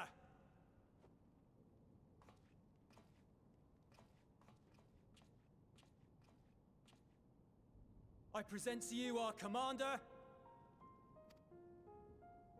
Lord Quintus Vankina, Legatus of the First Legion. The first? I had no idea you had survived.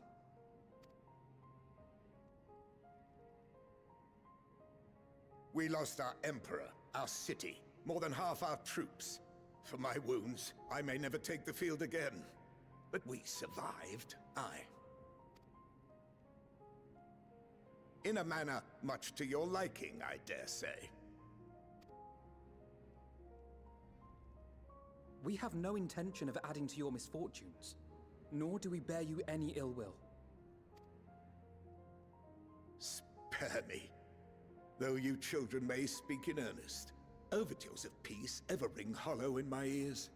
So long as man stands to profit from his neighbor's suffering, war is inevitable.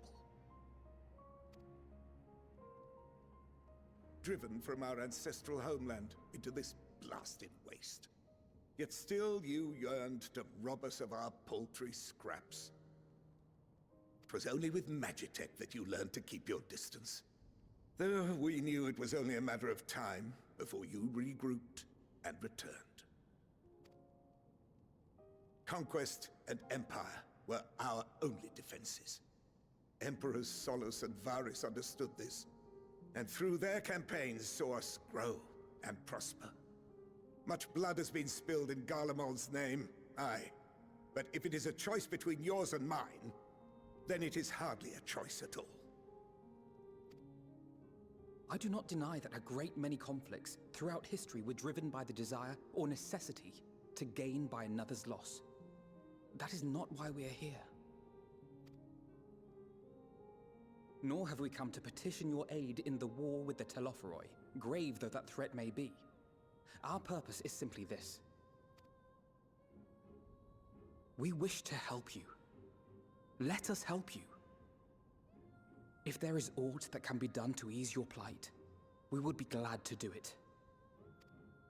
Perhaps you would.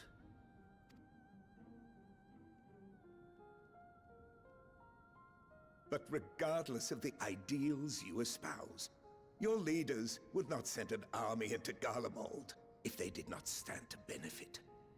If we accept their aid, they will expect their efforts to be rewarded once the Telophoroi are no longer a threat.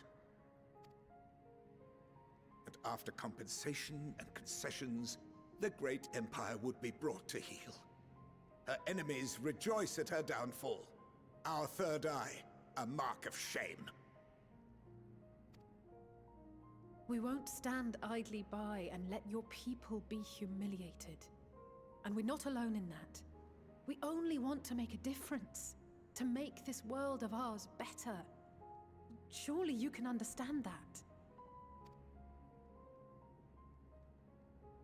What I'm trying to say is, there are so many people who just don't care about making you suffer.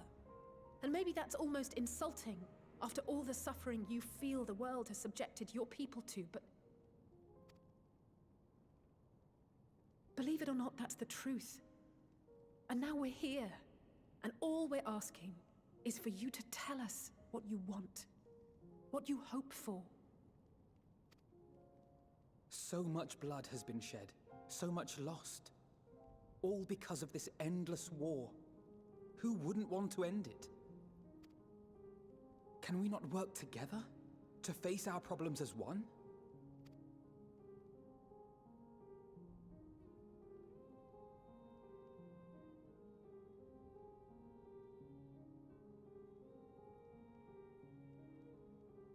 Answer me this, young peacemakers. If a world without conflict is your desire, why reject the unity and prosperity of Garlemald? Is it because we do not share your faith? That we do not share your heritage? That our ideals and virtues differ? That we cherish and hold in the highest that which you do not? Disparity is the root of discord, and peace built on compromise is flawed and fleeting. Happiness for one and all is a dream, and the reality is that to the victor go the spoils. That is why we Garleans will never submit nor surrender. For freedom and for pride, we will remain true to ourselves until the bitter end. That is my hope.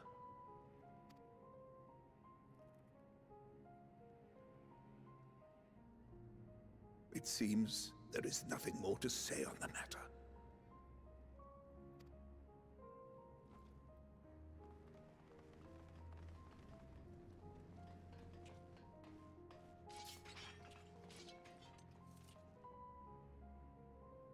You will remain here while I decide what is to be done with you. Do not be alarmed. No harm will come to you if you cooperate.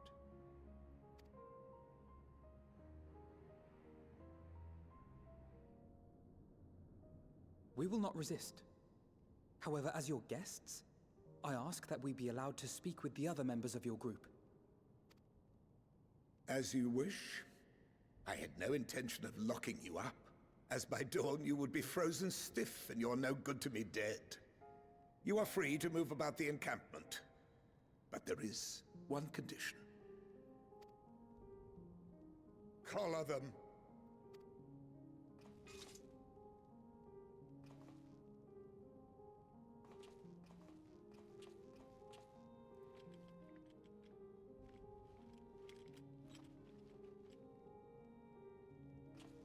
What are these?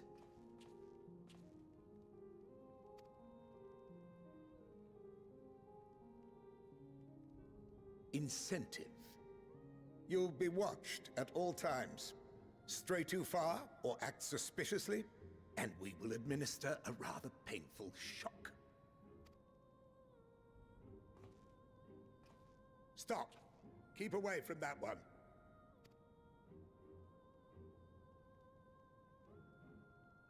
The champion of Eorzea is not so easily cowed.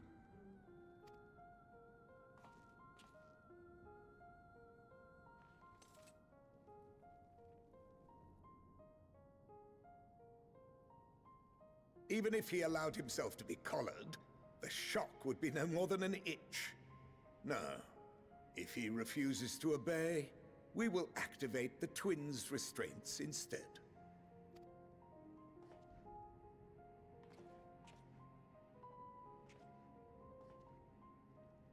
You needn't worry about us. We'll forget we're even wearing them soon enough.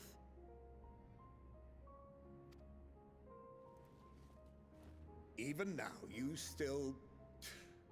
Why go to such lengths? What is it all for?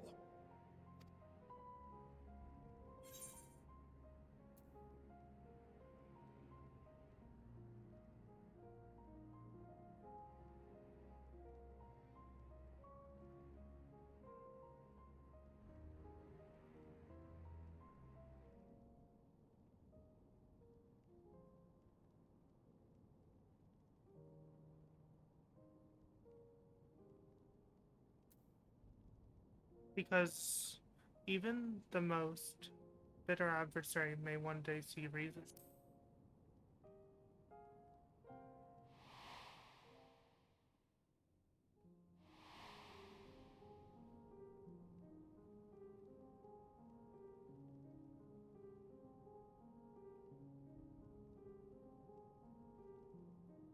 You are a curious one.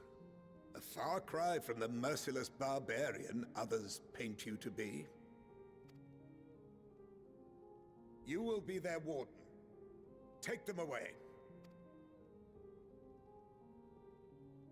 Yes, sir.